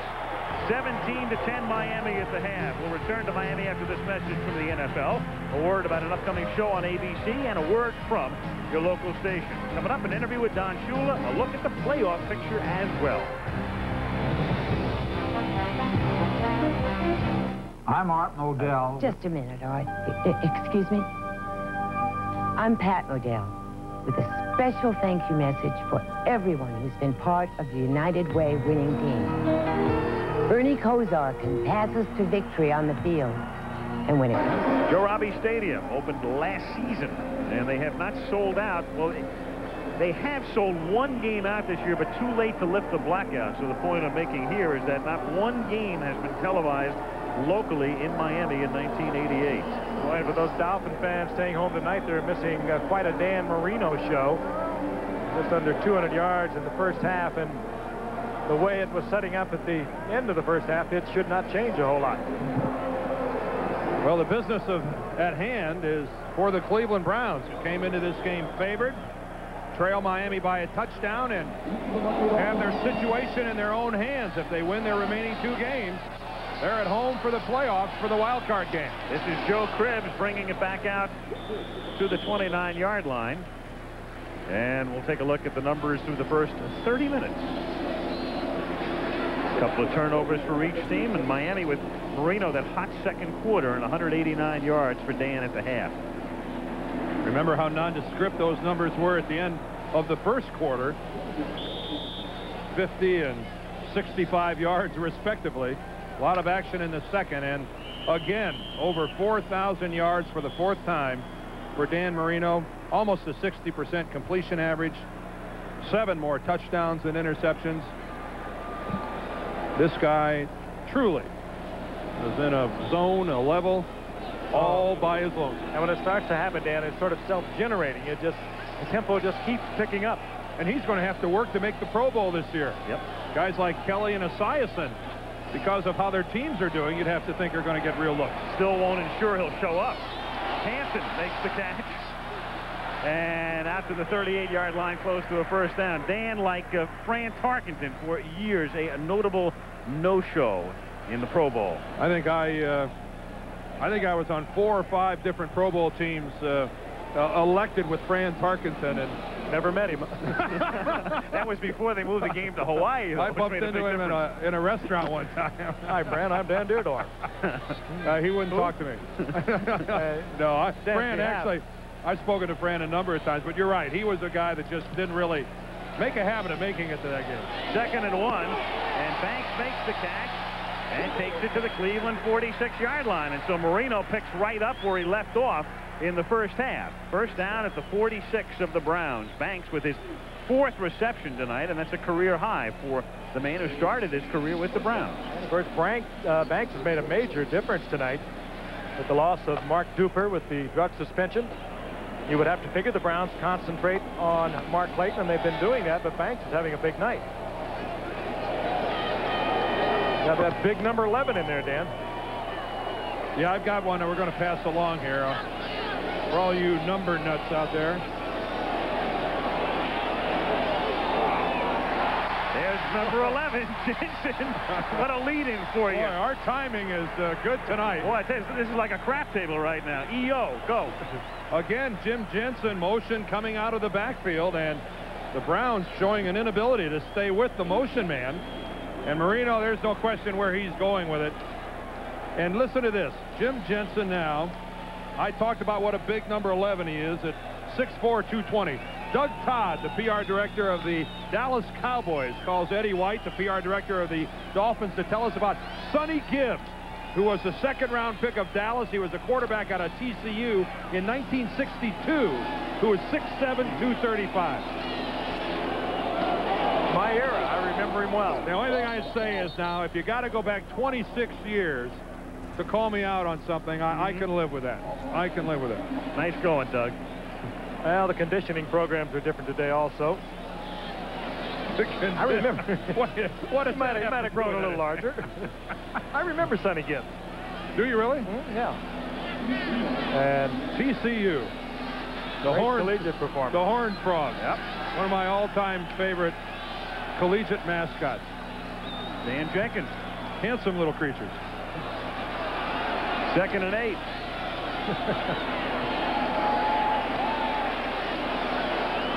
Out of the shotgun from the 27-yard line. Marino incomplete, intended for Banks, who can't come up with what would have been catch number 5 on the evening for him. 3rd down and 8. One of the few times Marino has been off target tonight. he had 9 consecutive completions until misfiring here. And Banks was wide open here against Minifield. Little drive to the inside. Banks looking awfully good tonight. He had a drive to the inside that caught Minifield, who, like Dixon on the other side, is a good man-to-man defender. He had him spun around. 3rd and 8 at the 27-yard line. Ronnie Lee back at right tackle for the Dolphins here at the start of the second half. Marino, flag, incomplete, but a marker coming. Intended for Clayton. And the call goes against Cleveland, and it's going to be an automatic first. Holding, defense, number 31, 5 yards, first down. Minifield. I think he's lined up on Freddie Banks and rides him to the inside, and then watch what happens when Banks tries to go back to the outside. There's the hold right there with the left hand. It wasn't that shot with the right. That's perfectly legal, but when Banks tried to cross back over in front of Minifield's body, you saw the left hand right up at the shoulder pads. An alert official said, "I caught you." At the 22-yard line, 1st and 10. And the catch made by Davenport. First down, and then out of bounds he goes at the 6-yard line. Davenport, who's played a major role in Miami's offense of late after a nondescript first half of the season. He's really come on, and you'll recall we did a game here last year when they went to him a lot through the air. In fact, he caught 10 passes to tie at that point a team record. And Marino continues to go right after the Brown linebackers. This time it's David Grayson, number 56. See him come out trying to cover Davenport? I mean, he is way late and way short. And Marino continually going to that matchup of isolating a Brown linebacker. 1st and goal from the 7. Hansen, whoa, it stops at the 1. He had a big hole initially, and then it closes just before he gets to the goal line. Pushed back by Clay Matthews. 2nd down.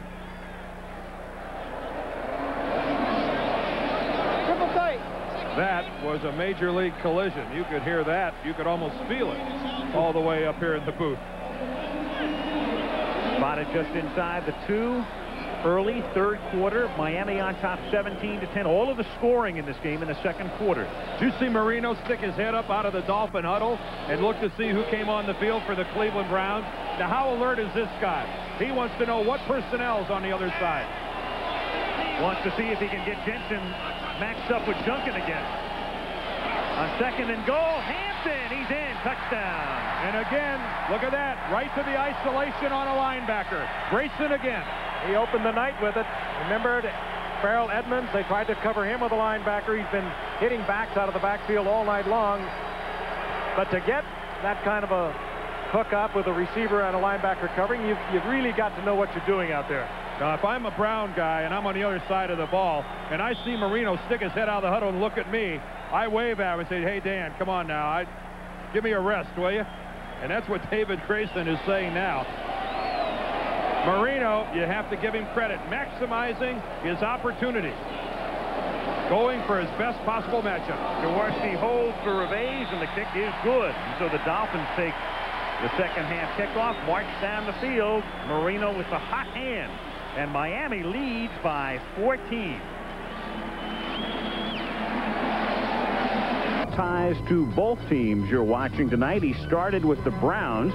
He was their 1st-round draft choice in 1964, then went on to star with the Dolphins for 5 seasons and went back to Cleveland to close out his career. Hall of Famer Paul Warfield.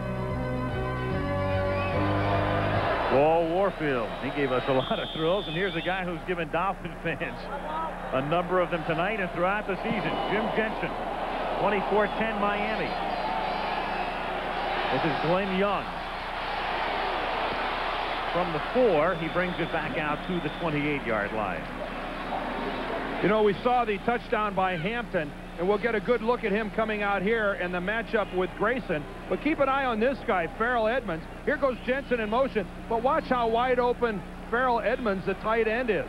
The motion by Jensen just completely confuses the Browns secondary. There's Edmonds, who makes a block. he hits Grayson, and then, my gosh, if Dan Marino wanted, all he has to do is plop it over the top, and Edmonds has an easy catch. Right now, the Miami passing game has got the Browns secondary in a serious state of flux. From the 28-yard line, 1st and 10. Cleveland. Kozar to Fontenot. And he's tackled at the 37-yard line, just short of the first down by Judson. We talked so much about what would happen if Cleveland wins tonight. Well, if they lose tonight, nobody is going to clinch, and nobody is eliminated, but it's sure going to complicate things. Well, I'll tell you one thing. The New England Patriots are sitting in front of their television sets tonight, rooting like crazy for Miami, because then New England, with a victory at Denver Saturday, would clinch a wild card berth. And even if they were to lose, they'd still have a chance to get in, but at least they would control their own fate. And Indianapolis stays alive. That's right. 2nd down and 1 at the 37-yard line. Minor takes the long route to a first down, loses the ball, but he was down. No fumble. Ball was down. Clearly indicated by the official. First down, Cleveland at the 43-yard line. Of course, this game we're watching tonight, if the Browns should lose it, it's not going to be lamented very much in Houston either. Is he down? Clearly has the ball in his possession, hits the ground, it comes loose. No fumble. First down at the 43-yard line.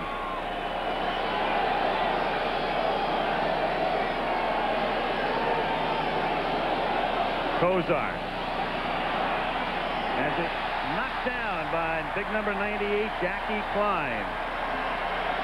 2nd down and 10. Well, we've been talking about some of the convoluted ways teams can get in. In a way, we've been trying to clear it up, and I'm sure along the way, confusing some of you. We've talked about New England. Now, if the Browns lose tonight, they're down by 14. New England would clinch a wild card with a win at Denver, or even if they lose to the Broncos, losses next week by the Browns to Houston and the Colts to Buffalo would still get them in. But New England again would control its fate.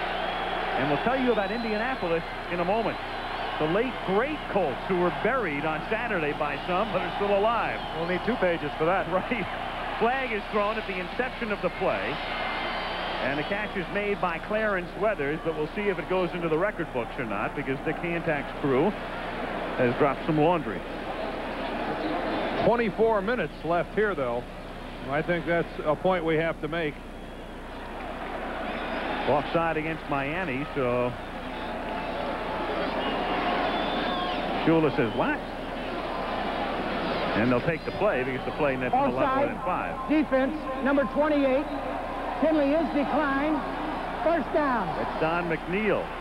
Now, for those of you in Indianapolis wondering about your Colts, what has to happen? Well, if Cleveland loses tonight, then what has to happen next week is the Colts have to beat Buffalo. There it is. If they lose tonight, they'd have to beat Buffalo with the Colts, and then the Browns would have to lose to Houston, and the Patriots would have to lose Saturday to Denver, and Indianapolis would go to the playoffs. First things first, they need 4 things to happen, the first of which, of course, is the Browns to lose tonight. Okay. And they'd be awarded the Super Bowl. Yeah, right. See, while they move the sticks here, the reason for the momentary delay, and the ball is at the 44-yard line. How do the Cowboys get to the playoffs, guys? Well, they're in their own Troy Aikman race with Green Bay. Yeah, they're and when you know it, the Dallas and Green Bay both won this past weekend, which I think makes a statement about the competitive spirit in the National Football League. I think every coach in this league would take it as an insult if you even inferred, well, you ought to lose this game so you can get a better draft choice. If you know anything about having a competitive spirit, that is an insult. Particularly Tom Landry and Lindy Infante. 1st and 10, Cleveland at the 44-yard line. And a loose ball for the moment. Tony Baker juggled it, and Baker was the fellow who carried the ball for the first time as a Brown for a 13-yard pickup in the first half. Almost lost the handle here, but retrieves it and is stopped after a minimal gain. So simple out in the AFC West, isn't it? Yeah. L.A. or Seattle? Winner take all. But it's incredible that if it is L.A., and look at that job by Baker of getting the ball back, that we would see a division champion with a 500 record. As Cleveland was, in 1985. Just doesn't sit right, does it? No, it doesn't. 2nd down and 9 at the 43-yard line. This is Biner through the middle. And he slugs forward to the 36. You know, one other thing that hasn't gotten a lot of publicity, because people talking in terms of Houston as a wild card, if Washington beats Cincinnati on Saturday, and it's not out of the question, and then Houston beats Cleveland on Sunday, Houston wins the division and Cincinnati's a wild card. So all in all, who has clinched? Well, Buffalo, they don't have to worry about anything. They won the East. They go into the playoffs. Cincinnati is in, at least as a wild card. And in the NFC, Chicago is in with home field advantage throughout the playoffs.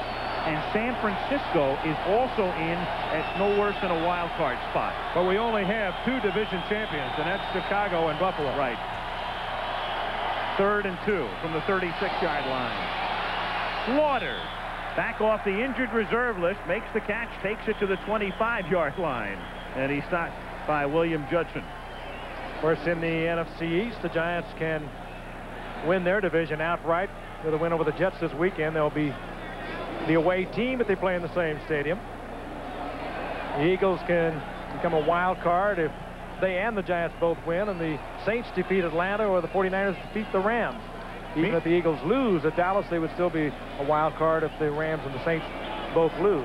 Meanwhile, as we banter about the playoff possibilities, the Cleveland Browns, trailing by 14, are putting together a nifty little drive. And they've moved the ball all the way to the 26-yard line. 1st and 10. 6:25 to go in the 3rd quarter. And Kozar going deep and batted away on a beautiful play by William Judson, intended for Clarence Weathers.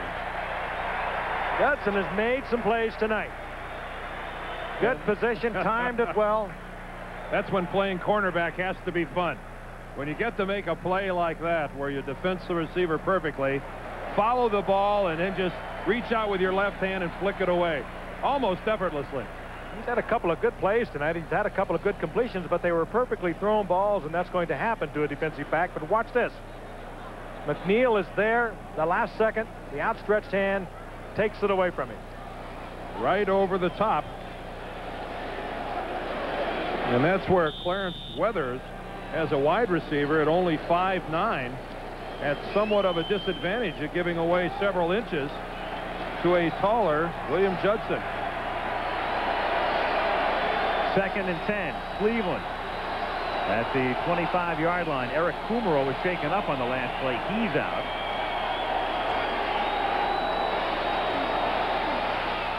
And the catch is made over the middle and then dropped, but after Ozzie Newsome was down. Offerdahl makes the tackle. And again, we talked about Newsome, the fact that Ozzie's handled the ball over 500 consecutive times now without a fumble, and that's about as close as you come.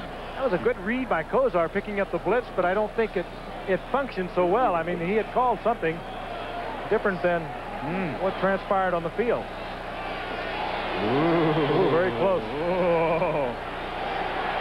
Well, they say the ground can't cause a fumble. The ball is in his possession and in his hand when his hand hits the ground. I mean, if you're going to take the literal interpretation. It's all history now. 3rd and 7, looking for the first down. They have it on forward progress as Langhorne makes the catch in first down territory before he's pushed back. First down at the 15-yard line. Working against Langford. Again, not bad coverage by Langford. Just brilliant timing between Kozar and the receiver, and we watched it all night. Good drive by the Browns. Isn't it something how these two quarterbacks, by and large, make such intelligent decisions about where to go, who to throw to, who's open? It's fun to watch a game quarterbacked by these two. First down, Cleveland, 15-yard line. On a draw, Biner fights his way for 5 to the 10-yard line. Kumaro, the report on him, we talked about his leaving the game about 5 plays ago. Groin pull, and they say he won't be back. #1 draft choice. There he is. And this is a wasted opportunity for Eric Kumaro, their #1 choice this year out of Ohio State. This is the time of the season when a guy like that should play every down, get as much experience as he can. And this is kind of a shame. It's a bummer to go into the offseason off an injury. We hope he can come back next week and play. 2nd and 6 at the 11-yard line. Biner makes the catch, and he's out of bounds at the 3-yard line. Ernest Biner, who caught a touchdown pass in the 2nd quarter, stepping out with 3:51 to go in the 3rd quarter. Each team has had the ball just once in this period. Biner came into tonight leading the Browns in receiving. He has not hurt himself tonight. We watched him out on the flank. We watched him work in the backfield. Having a big night.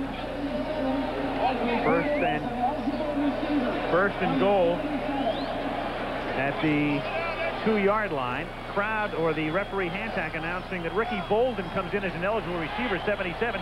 He has caught a touchdown pass this season. And Kozar, under pressure, escaping, and scores. That was not in slow motion. Well, heads-up play, Bernie Kozar. Everything set up to the right. They flood the field to the right.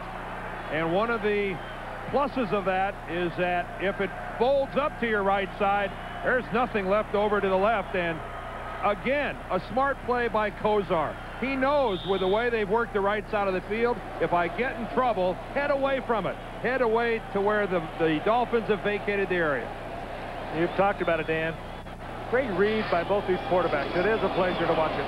His first rushing touchdown of the season and his 3rd rushing touchdown of his career.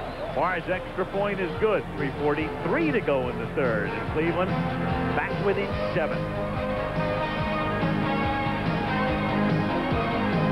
Marquette County, Michigan. 1,800 square miles of woods and marshes, rivers, trails, and mud. In fact, off-roading doesn't get much better than this.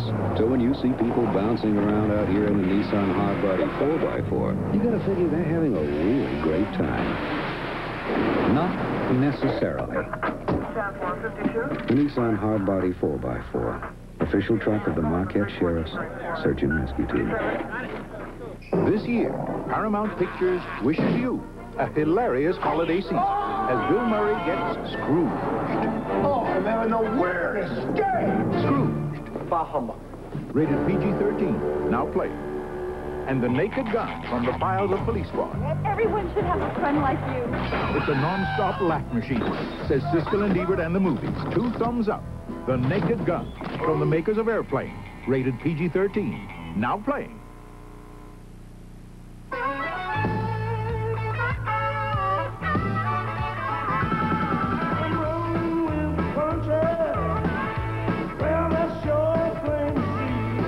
Down, and these Browns fans are hoping to come back to Miami in 6 weeks, site of the Super Bowl 23. Barr's kick taken at the 6-yard line by Joe Cribbs, and he brings it back out to the 27, and a penalty marker is down. Marlon Jones makes the tackle. 3:33 to play in the 3rd quarter. Youngstown, Ohio.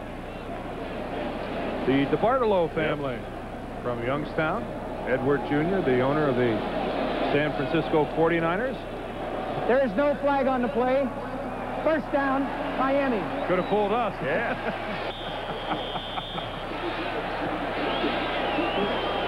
Joe Robbie Stadium in Miami. We'll be back. Mom, are they ready yet? I'm still working on it. Rice Krispies treats are so easy to make, they take no time at all. These things take time. But they taste so good. Your family will think you slaved over them all afternoon. And if that's what they think, well, what they don't know won't hurt them. Rice Krispies Treats. Honey? Mom, Oh, you shouldn't have knocked yourself out.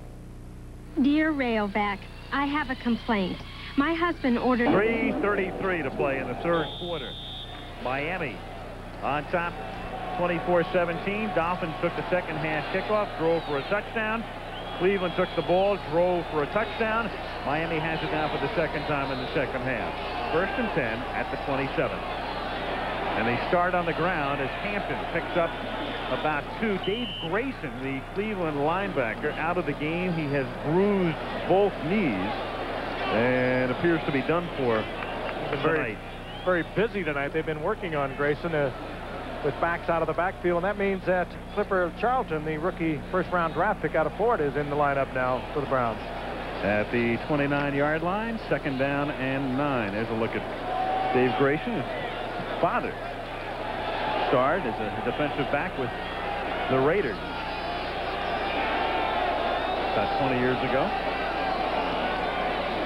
From the 29-yard line, Hampton. One out of bounds by Mike Johnson on the far side.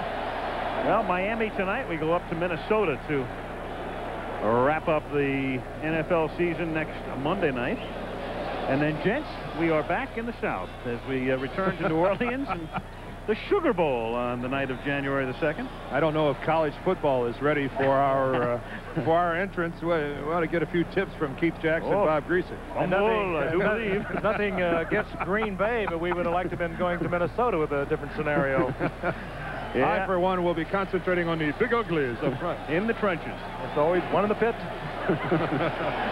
Hope that the barn doesn't burn. And the cornfield with it. 3rd and 5 from the 33. Marino to Jensen at the 45-yard line, a 1st down.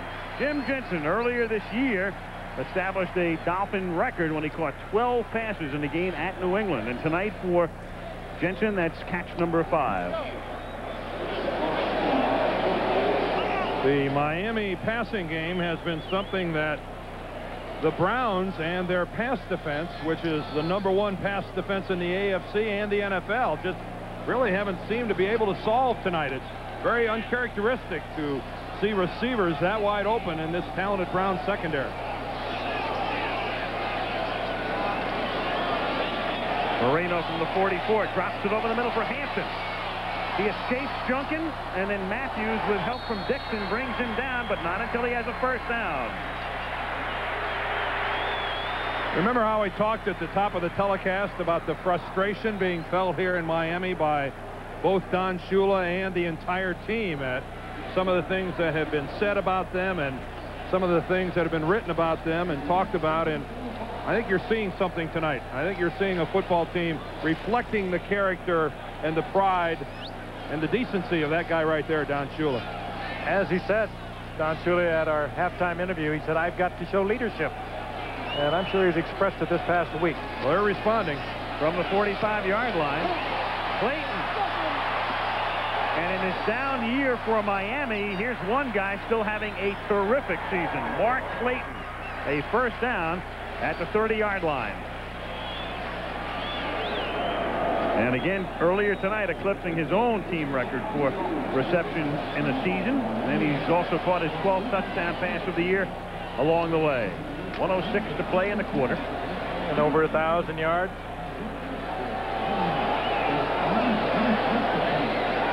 First and 10, Miami at the 30-yard line. Miami ahead, 24-17.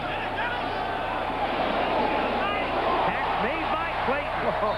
Beautiful catch. 1st down at the 16-yard line, tackled by Hanford Dixon. Oh, he had a great angle to watch that. Couple of all-pros performing brilliantly. Marino to Clayton, and he was in a crowd, and Marino drilled it in there. Well, watch underneath. Watch Brian Washington actually be the guy from underneath that really disturbs the flight of the ball and gets his hands right in Mark Clayton's face. And I guess what Clayton has done is made even all the more remarkable by what kind of a year Duper had been having even before the suspension. Duper only had 1 touchdown catch all year long. The burden really has been on the shoulders of Mark Clayton to perform.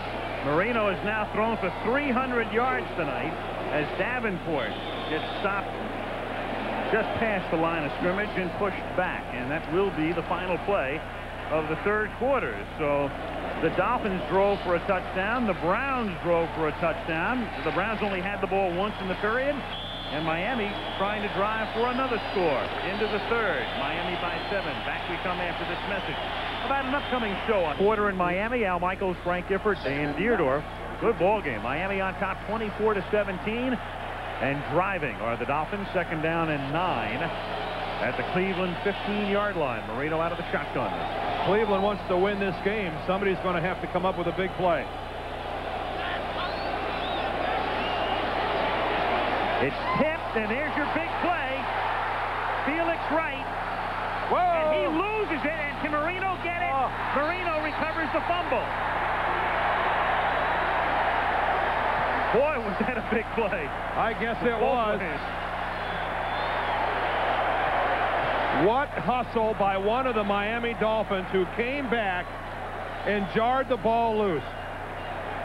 And hustle by Marino to get over there. Let's see if we can figure out who it is. Okay, the ball's going to be tipped at the line of scrimmage. Here it is by Marlon Jones. Now it's deflected to Felix Wright. Look at the left. Who's going to come in here and get this ball? Goldberg. No, it's Mark Clayton. It's Mark Clayton who comes in and hits Felix Wright from behind and knocks the ball loose. I mean, what else can Mark Clayton do here tonight? And how about Marino? He was over there ready to make the tackle. Yeah. Well, ready to see how things were going over the sidelines. Now that is some kind of hustle by Mark Clayton. Well, he knew what he was doing, didn't he? Marlon Jones with the tip, Felix Wright with the interception, and Mark Clayton, the big guy there for Miami, to knock it loose. Oh, and this is the ideal time to fire that ball into the end zone. You have everything a little discombobulated. Take your speed, probably bank. Clayton will draw the double coverage to try and go up on top and get it off. After all that, first down Miami, this time at the 37-yard line instead of the 15.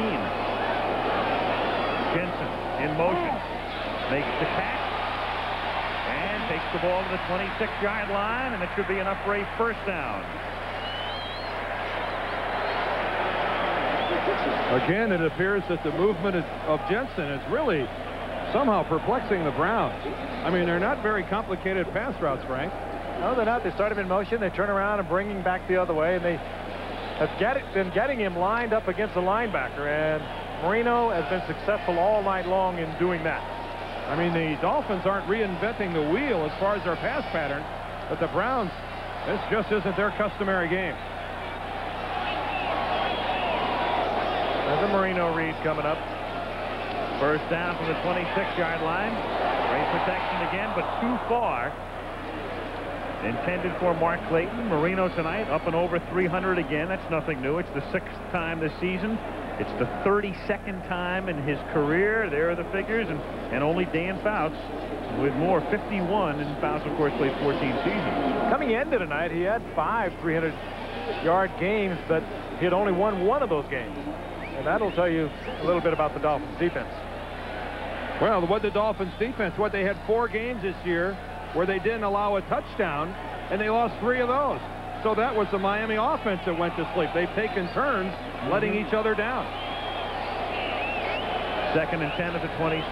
Jensen in motion. And Marino comes back the other way, and the catch is made by Banks. At the 12-yard line, tackled by Hanford Dixon. And that's a first down. But that's just fun to watch. Hanford Dixon again in great position. Couldn't be much better. And the Dolphins slow getting up. Harry Galbraith, their rookie right guard, appears all right, but again, he couldn't cover him any better. No, I mean, if you're Tom Olivadotti, the defensive coordinator of the Dolphins. If you're his counterpart for the Browns, you look at Dixon in the meeting tomorrow when they watch these films, and you go, Hanford, nice job. Sometimes you just can't be that good. You can't do it well enough. Perfect coverage by Dixon. Just an even better throw. 1st and 10 at the 13-yard line. Hampton pushed back by Charlton as he reaches the 10-yard line. What's interesting here, too, is Miami, a team that normally does not possess the ball for large quantities of time. In this second half, which is 17 minutes old, Cleveland has had the ball just once in the half.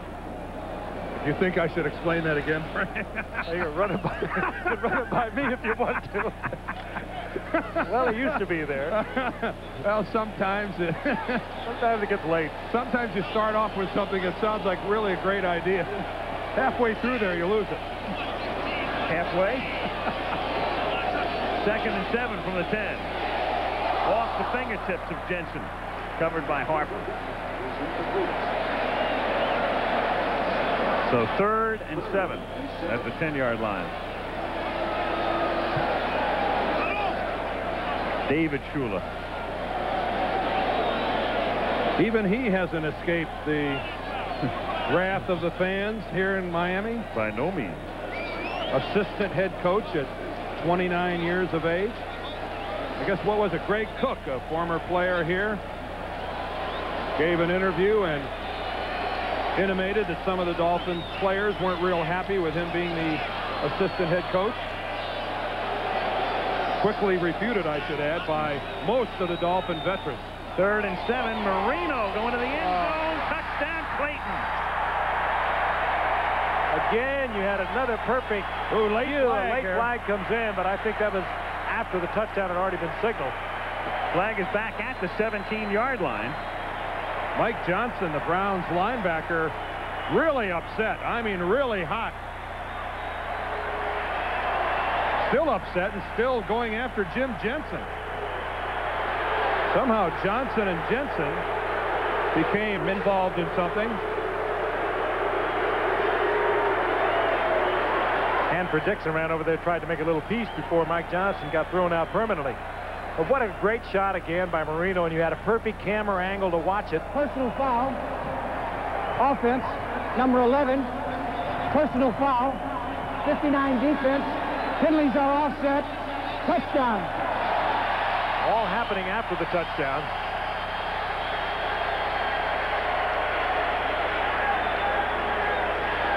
An emotional game.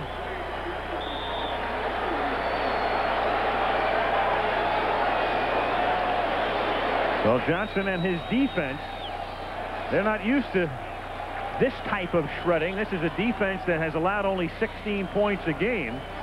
The 4th fewest points in the league coming into the game.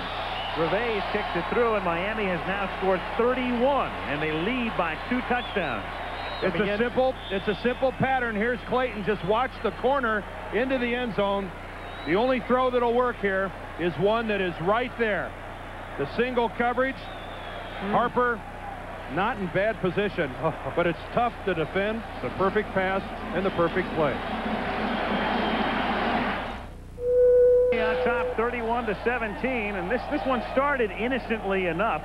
A scoreless first quarter, and then 17-10 at the half. Miami 31-17 at the moment. Reveiz to kick off, and that one bounds into the end zone for a touchback. Out it comes to the 20-yard line. We talked how. Well, we've all heard about the tragic toll resulting from the earthquake in Soviet Armenia, which has killed thousands, left many more homeless, and the Armenian people in New York have set up special phone lines for those who wish to help. There's the toll-free number at the bottom, 1-800-527-6364, or you can send your contributions to the Armenian Diocese Earthquake Fund at 630 2nd Avenue, New York 10016. So call that number you see listed right there. Almost hard to believe the magnitude of that tragedy. Cleveland from the 20. Kozar starts by hitting Fontenot. That's a first down up at the 33-yard line with 12:23 to go in the 4th quarter. Only the 2nd time in the half that the Browns have had the football. That'll give you an idea how Marino has shredded the Browns defense. We've given you a lot of stats, but coming into tonight, the Cleveland defense had allowed an NFL low 8 touchdown passes. He has hit for 4 tonight, and it's not over. And with 196 in his career, just to keep putting that in perspective, he passed Kenny Stabler tonight, he passed Joe Ferguson tonight, and he's tied with Bobby Lane and Norman Snead for career touchdown passes at the moment, and closing in on Ken Anderson. Incomplete, intended for Brian Brennan. Steve Hurt down in our brain trust down there. I'm going to put you to work. At the current pace, if Marino continues, when will he become the all-time NFL touchdown pass leader? Now let's see how long it takes him to come up with this answer. He's already got the answer. A week from Thursday, I think. A week from Thursday. Steve really appreciates that. He doesn't have enough to do down there. What else do you want to know? Rogers Hornsby's batting average in 1926? We're talking about everybody he's passing. I mean, we don't have to have it in 90 seconds. 2nd and 10 from the 33-yard line. And the catch is made by Fontenot up at the 40. Short of the first down by about 3. Third and 3 with 12 minutes to play in regulation. And the Goodyear Blimp Enterprise. Oh yeah. Oh. I wonder if he's certified. Sure gets lonely up there, doesn't it?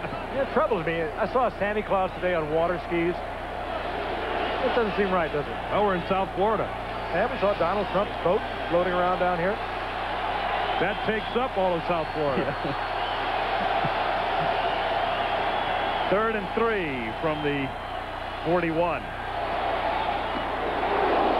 And Slaughter makes the catch, has the first down at the 46-yard line. I think Webster's arm is okay. If some contact is what he was looking for to find out if his fractured forearm is healed okay, I think that might at least get him headed in the right direction from a confidence standpoint. Sure, they would a real good shot. They wouldn't let him in there unless it was perfectly all right. He does. I think it's more psychological. This is what Marty Schottenheimer wanted him to get rid of. He has a pin in that arm. You have to be thinking about it. Got hurt in the 6th game of the season against Philadelphia, and I think he would like to get him ready for the playoffs, and now it becomes a much more difficult task to reach those playoffs. The Dolphins, I think, are taking a timeout here. Judson is hurt. He was staggering around, and I don't think he knew where he was for the moment, and they want to get him out of the game. So here he comes. He's played a game tonight, and that's a smart play by Miami. You're protecting you're protecting a 14-point lead. Don't take any chances with Bernie Kosar, quarterback. It was actually the official who signaled for it. They're not charged with it, but he noticed him wandering about almost aimlessly, and Renee Thompson comes in to replace him. Kosar will find him quickly at the 47-yard line. First down. Like maybe now. Dolphins, after showing blitz, then back off and send only 4. And Kosar slings it to the 35, and a great move by Langhorne, but it only results in another yard or so more. First down at the 35. Interesting game being played on that last play as Kosar looked out, saw single coverage in the form of Thompson, who had just come in for William Judson. He changed the play, and Miami changed too. They went to double coverage out on that side. Judson is back in and lines up at right corner with Brennan out there for Cleveland. First down, Browns at the 36. 9:45 to go.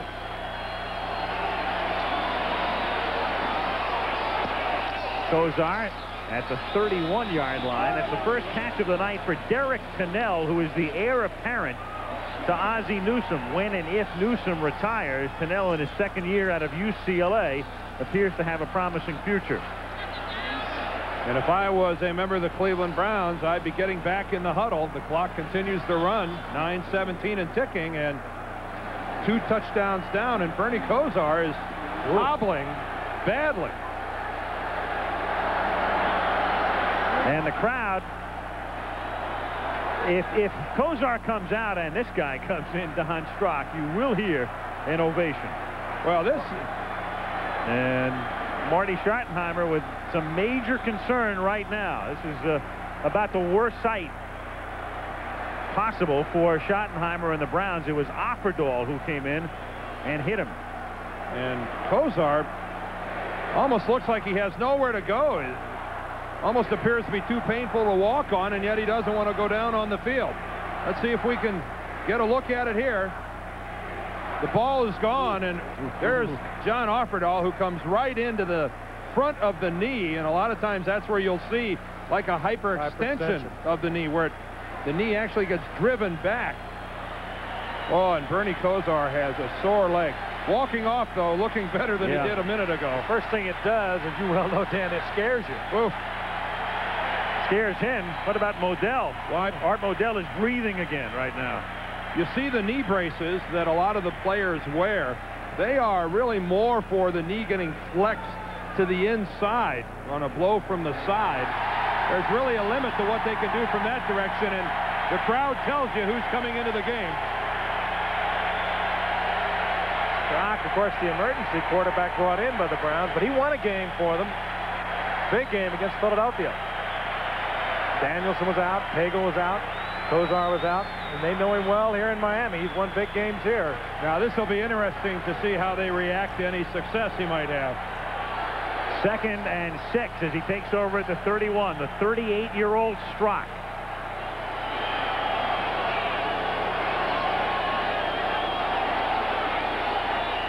And he gives it to Biner, and a big hole, and Biner takes it to the 20-yard line. He's tackled by Jarvis Williams. The clock ticking down, 8:48 to play in regulation. 31-17 Miami. And there's Kozar. Worked on the Cleveland bench as the Browns have moved the ball to the 20-yard line.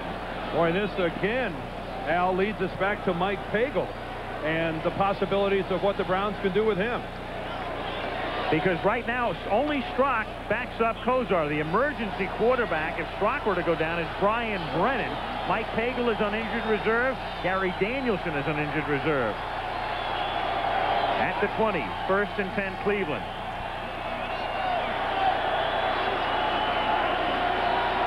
Over the middle, Newsome makes the catch. First down at the 6-yard line. Ozzie Newsome, the heart and soul of the Browns. Frank, this used to be one of the most popular plays in football. Just a quick dump to the tight end, and you don't see it now but once every 7 or 8 games. Only Don Strock's been around long enough to remember it. You might be right. And Newsome.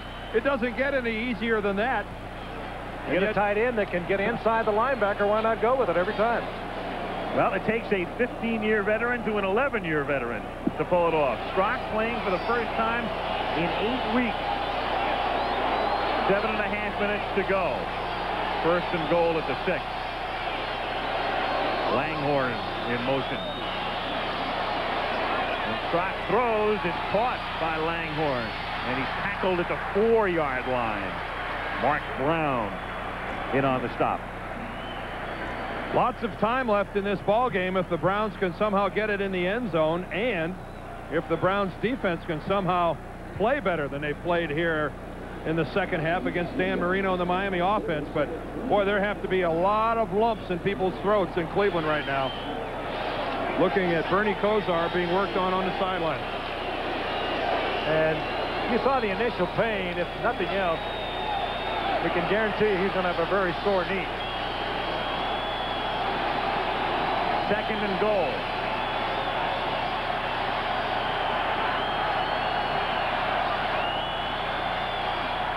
Lofted for Langhorne. Touchdown. And the crowd viewing this with very mixed emotions. Obviously, they don't want to see the Dolphins give up a score, but on the other hand, Strock is popular as they've ever come here. Again, a timing pattern. McNeil trying to stay with Langhorne, and you stay with him, but when he gets outside of you, you can't look back or you lose contact with him, and it's beautifully thrown. What kind of touch is that by Don Strock, a guy you know that doesn't take a whole lot of snaps during the course of the week? Bernie Kosar does almost all the week during practice time, and then come in cold and put that kind of touch on the football. A very important extra point by Barr is good. So Strock, who hasn't played in 8 weeks, comes off the bench 3 for 3 for 20 yards and a touchdown. Very interesting. Cleveland kicking off to Miami. Miami on top 31-24. And Cribbs moves over to take it at the 9-yard line. And he brings it back out to the 22-yard line with 6:18 to play. Not only does Don Strock have to put touch on the ball, look at the pressure. Look at the pressure up the middle. And again, the arc on the ball, look at it drop in there. And this expression needs no words. He's seen that before. He might see it again. Running the 45-second clock all the way down to 2 or 3 seconds before he gets it snapped. Batted, big play, again it's right. And he's tackled by Clayton, but this time he holds on. Clayton can't jar the ball loose, and a big play for the Browns, and Strock and the Browns take over at the 39-yard line. Well, Felix Wright, his second interception of the game. And again, the same tackling combination. And it was really Clayton and Wright who were locked up at the very beginning. And watch this play by Felix, going up, timing his jump, and then staying with the ball. And that's the old tip drill. And again, the hustle by Clayton. This is just a recreation of before. If Mark Clayton doesn't get there, that's a touchdown. Felix Wright walks into the end zone. And Marino, with all that confidence, still tried to cram it in there. The one thing he didn't want to do is what he just did. And Felix Wright, who probably is having so much of a better year than he's been publicized as having because of the 2 cornerbacks, key defensive play for the Browns. From the 39, Biner picks up 1. If by chance the Miami Dolphins win this game tonight, Mark Clayton ought to get a game ball, not for his receptions, but for his 2 tackles. One that forces Felix Wright into fumbling an interception, and that tackle which saved a touchdown because Felix Wright was gone. Mark Clayton is the only guy that has a shot at it. Not often a wide receiver deserves a game ball for a couple tackles. 2 great plays. Clock ticking down under 3 minutes. 2nd and 9 at the 38-yard line. Miami ahead by 7.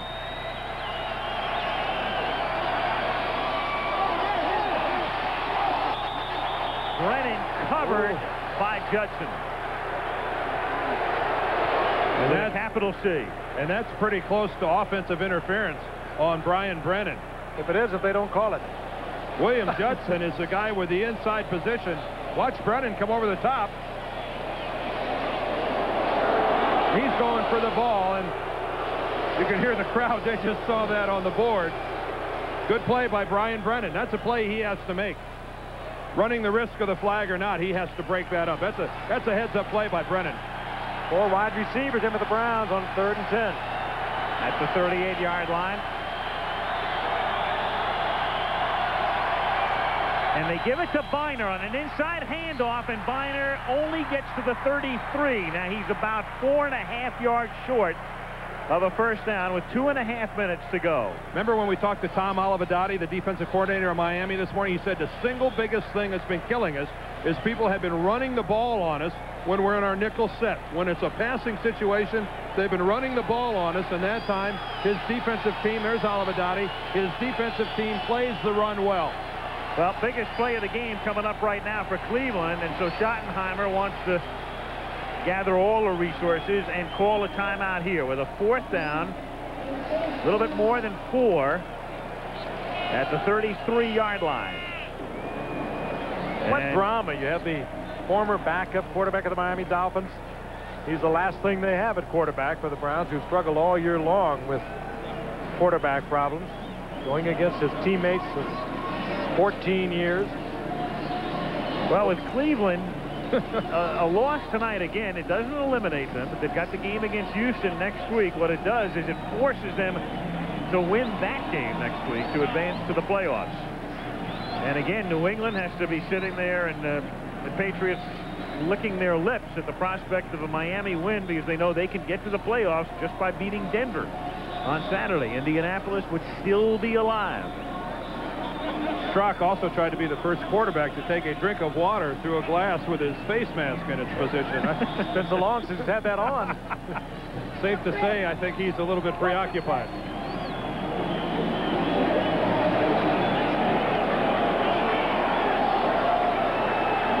So it's 4th down, 4.5. I think Shula was saying, watch the pick to one of the officials as the Browns come up from the shotgun. And how many times has Strock faced this defense on the practice field? Bad snap, but he picks it up, buys time, throws to the 7-yard line. The catch is made by Brennan. Unbelievable.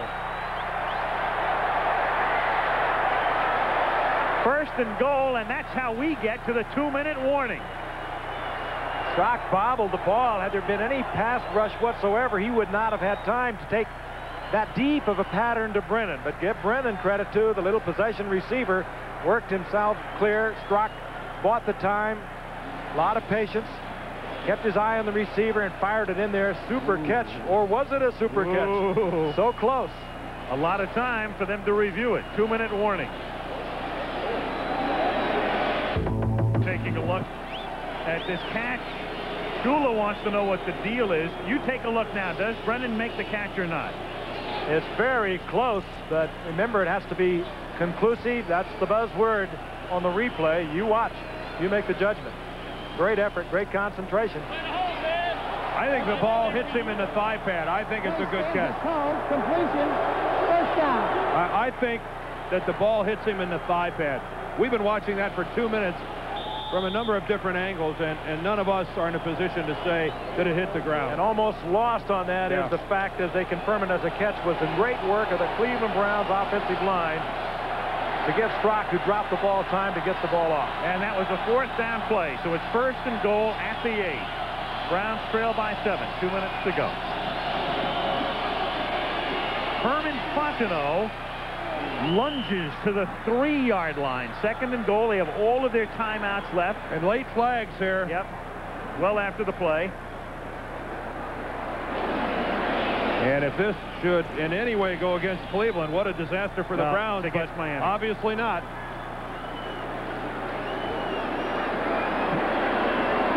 And half the distance. Personal foul. Defense, number 55. Penalized half the distance to the goal line. First down. Well, Cleveland having troubles offensively throughout the season. As you see, only the Browns and Dallas with 3 TDs or less in every game. They've scored 3 tonight and are looking for a 4th. That penalty's on Hugh Green, number 55, and it takes the ball half the distance. And a first down. And a 1st and goal at the 1.5.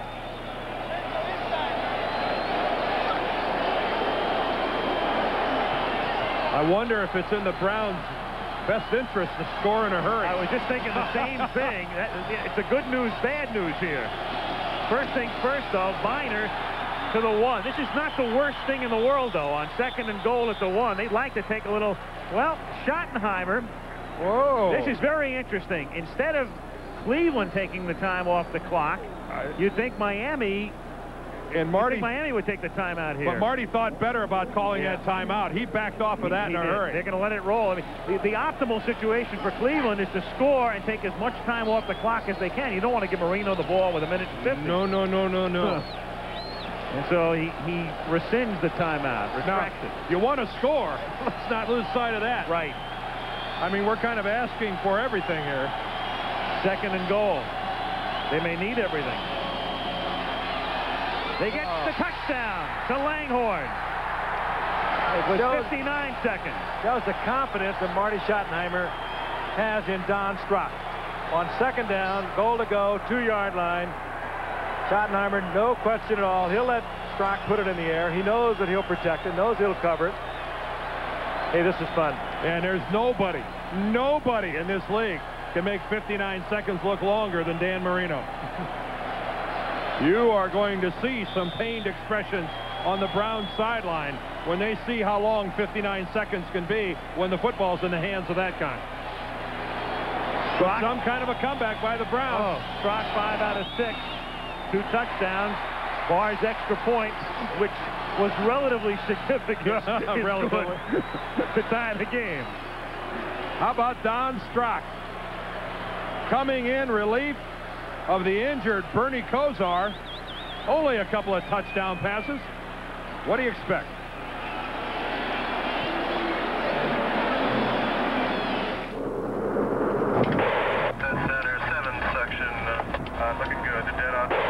What if it were possible to combine the room and comfort of a sedan with the performance of a sports car? Nissan engineers have been working on such a vehicle. Introducing the 160-horsepower Nissan Maxima, the 4-door sports car. It hurts. Sinus pressure and headache. It really hurts. Sinutab combines the painkiller in Tylenol with the decongestant in Sudafed to give you more than either one alone. It stops the pain. Sinutab stops the pain. When you bite Dentyne, that snappy flavor bites you back. And that tingle freshens your breath. Dentyne, the gum that bites you back. It started a car deserted on a frozen lake for 4 months, and 40 cars after 2.5 hours with their lights left on. Today's Die Hard, America's #1 replacement battery, with power to start your car, and a whole lot more. The season, one team with a lot at stake in the Cleveland Browns trying to get to the playoffs, another with nothing at stake. But the two have made for a perfect combination for the fans. 31 all with 59 seconds to play. And Miami with all of its timeouts. And the kick goes out of bounds, so they'll start at the 35-yard line. Will the Dolphins? 59 seconds and all 3 timeouts. Not a second used there either. The ball wasn't touched by one of the Miami Dolphins, so no ticks on the clock, and the ball clear up at the 35. That is not the way to get things started for the Browns, and Marino knows it. Let's update Kosar. Report, 2nd-degree sprain left knee. He'll be fitted with a brace, and they say it's 50-50 that he'll play next Sunday against Houston. That's the story at the moment on Kosar. Dolphins out of the gun from the 35.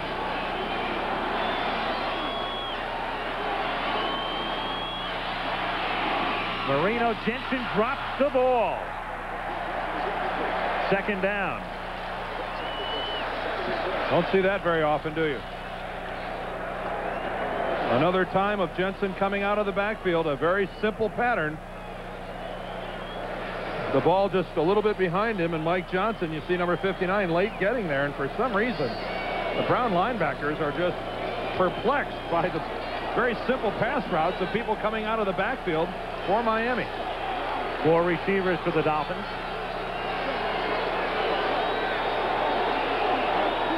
Second and 10 from the 35.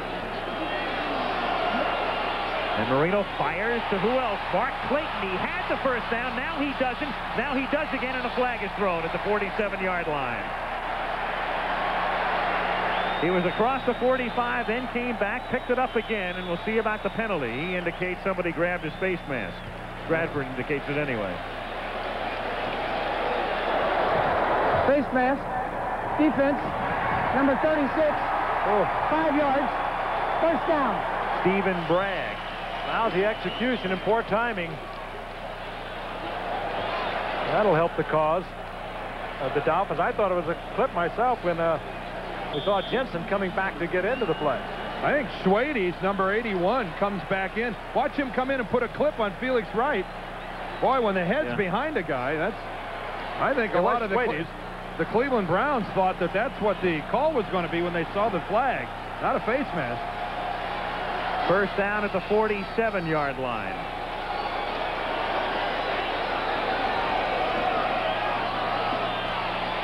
Marino going for it all for Banks. touchdown. No. One official signals touchdown, and the other said he went out. He's inside the one, but the official, the field judge, signals touchdown, but the back judge overrules. You're right, Alan. He did signal touchdown, but he clearly went out at the 1 foot line. And what a pass and what a catch. You can see the back judge. He was right on top of it there. He spots it, and he did go out of bounds. Right there. Good call. Again, Dan, you talked about how long 59 seconds could be. We've got 37 left. The #1 pass defense in the National Football League is literally being brought to its knees tonight by Dan Marino. I mean, just being dissected and eaten alive. There is no other way to describe it. I hope a lot of people are watching this tonight, even with Miami out of the playoff picture, as they are seeing an almost unbelievable exhibition by Dan Marino. We watched him do a lot of things, and he has been incredible tonight. So the ball at the half-yard line. And good protection for Marino. Super block by Jensen, number 11, and right in stride to the former Cleveland Brown. Yep. Well, maybe they might be looking, but as I said, the official furthest from the play signaled touchdown. The one nearest said no. The two then conferred. Upstairs, they're taking a peek at it. It's almost academic in a way at this particular point. You might say they're in field goal range. Banks, the former Cleveland Brown back in 1985, cut in 86. We watched, coming off the bench, Don Strock get the Cleveland Browns back in it, the former Miami Dolphin. As we look once again, and I don't think there's any question. No, I don't either, Frank. I'm not.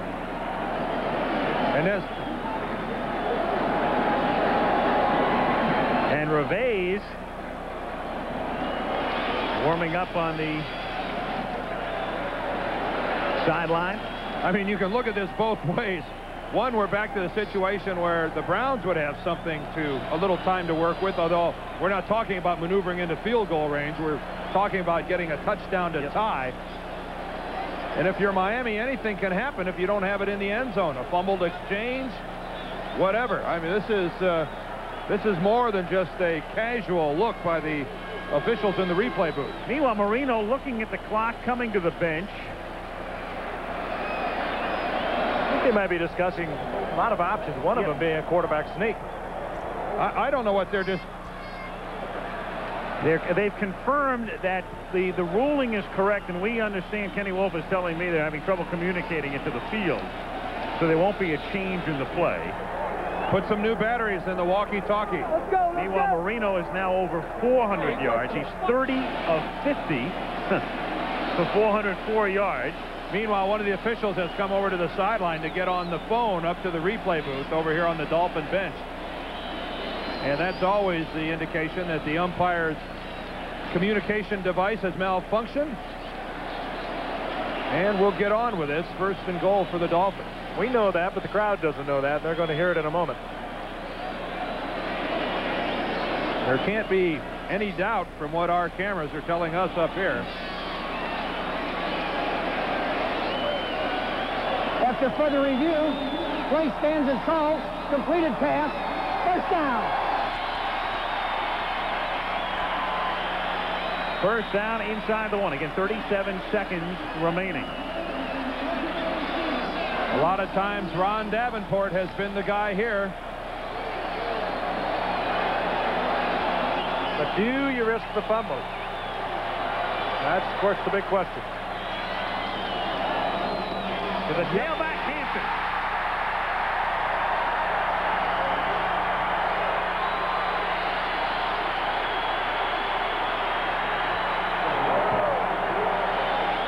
Dolphins take the lead again. Cleveland will get it back with 34 seconds and 2 timeouts.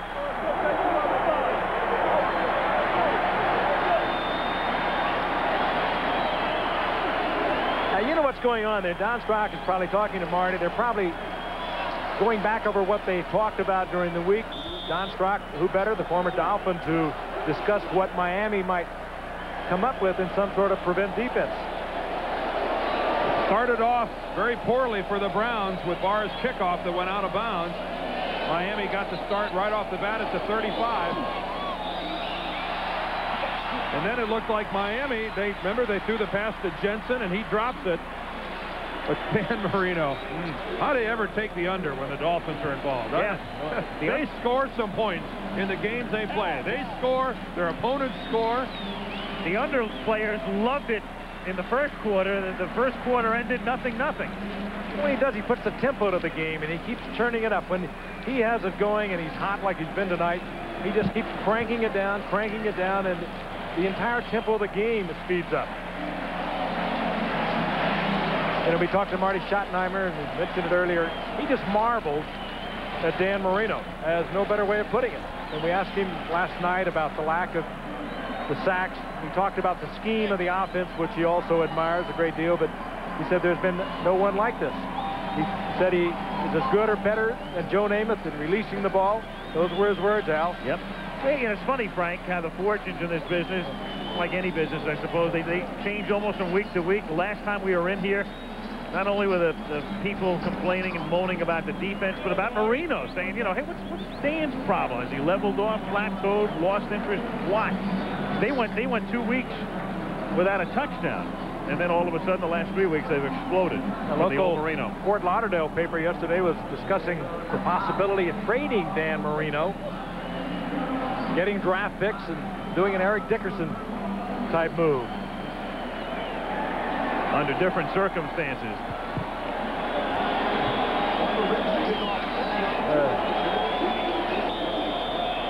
Reves to kick off. Again, Cleveland has 2 timeouts left.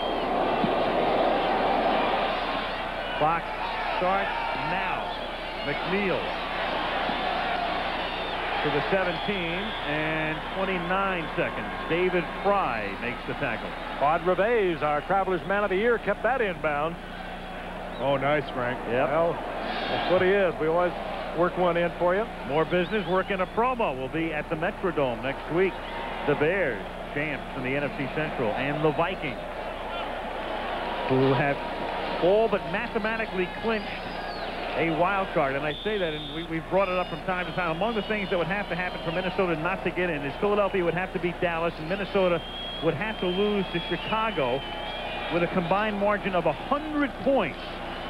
And then Minnesota wouldn't be in. But still, though, Al, what's at stake there? Hopefully, by the time we kick it off, could be Minnesota's being home for that wild card game. That's still to be determined. Stay tuned. From the 18-yard line, Strock out of bounds. 24 seconds now.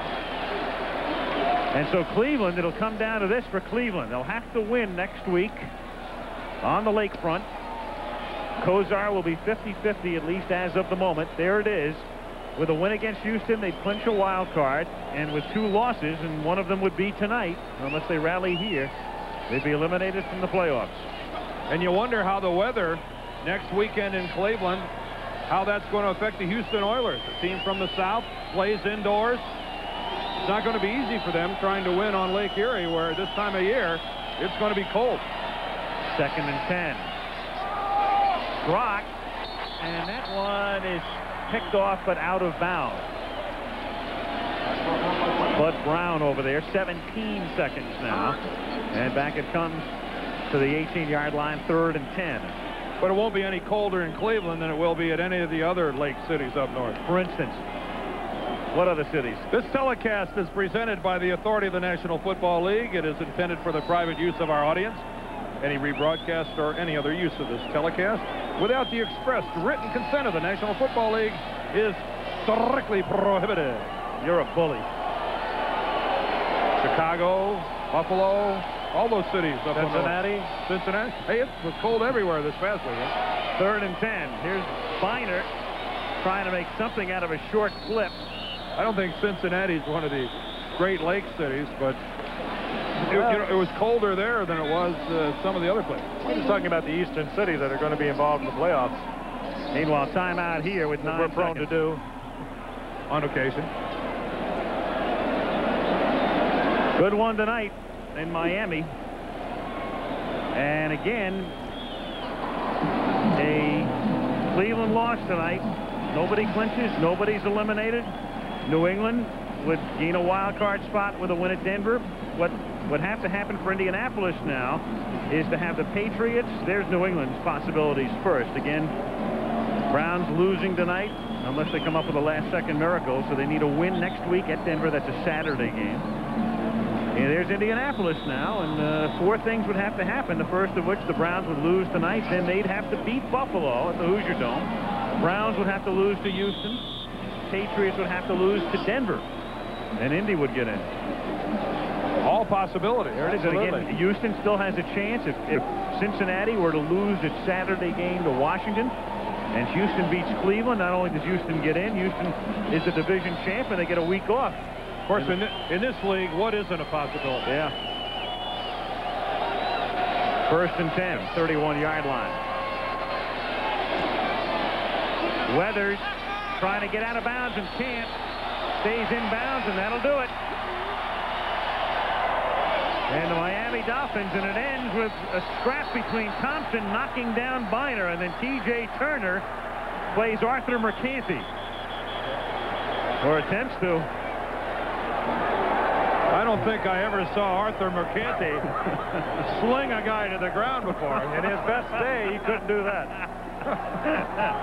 Well, you get the idea, right? I'm sure he appreciates your thinking of him now. Good old Arthur. It's amazing how the big man can throw the little man around so easily. Did you see that? Yes, that was a one-handed toss by Turner. And quite a toss that the Dolphins administered to the Browns here tonight. And the clock now, it had gone down to 0. You saw it superimposed, and somehow a second has appeared again. A mystery second has made its appearance. And with what's at stake for the Cleveland Browns, you better believe they'll take it. They'll take one more play anytime they can get it, and they'll take it here. They'll hang it up deep, look for that defensive foul. Quarter can't end on that. The game can't end on that. They could get another shot. We see it so often in pro football, but we'll see it again. So somehow, some way, this mystery second has reappeared. Well, there it is. The Heat, still cold. 17 straight. Jazz win tonight in Salt Lake City. And the Jazz minus Frank Layden. What a loss. Who just quit. Yep. And I think a lot of you saw that. He mentioned the Shula and Landry and Knowles situation. And he said, it's funny how those guys all got dumb over the winter, huh? I don't know that there's ever been a coach, certainly in the NBA, that could quite equal the sense of humor of Frank Layden. Terrific. I love the guy. Greatest line of all. A couple of years ago, having trouble signing one of their high draft choices, and Layden says to the press, the guy wants $1.8 million the first year and $2 million the second. I told him, hey, what do you think? You're in college? It will be a loss. I like that as good. Meanwhile, they're trying to figure out where this second has come from, I think. You talk about a prevent defense. There it is. Looks like a rugby league here. Receiver was down by contact. One play, first down. Craig, we got to get a wide shot of this Miami defense here. I think maybe only the blimp can shoot this. I mean, Jarvis Williams is 10, 20, 30, 45 yards from the line of scrimmage. They've got 3 guys back at the 20.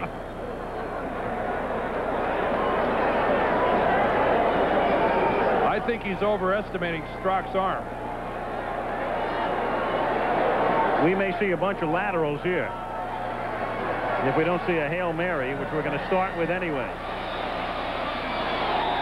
And the game is over. And I want to tell you something. If Reggie Langhorne would have turned around, we might have seen a recreation of the Immaculate Reception. Reggie Langhorne, who was trailing the play, was beyond it. Turned his back, and Frank, did you see that? That ball took a big bounce in the air his way. There he is, Langhorne. Take a look at this. Reggie Langhorne at the bottom. Now watch him keep on going.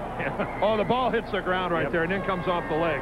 Yep, Brennan right there as well. Yeah, initially it looked like it came off Brennan's leg without hitting the ground. Well, the big beneficiary tonight, New England. They control their fate now for a postseason berth. If they win at Denver, this is not a real disaster for Cleveland because they still get to the playoffs with a win against Houston. Indianapolis keeps breathing on a figurative respirator. And Miami, of course, out of the playoff picture, but their 5-game losing streak comes to a halt. Yeah, and of course the concern over Bernie Kosar has got to be major in the Cleveland Browns plans. So that is the story from Joe Robbie Stadium. Kelly Hayes and George Hill, our guys upstairs, and our crew led by producer Ken Wolf, Craig Janoff, our director, as we wrap it up from Miami, where the Dolphins beat the Browns by a score of 38-31. You're doing well. And we're looking, we call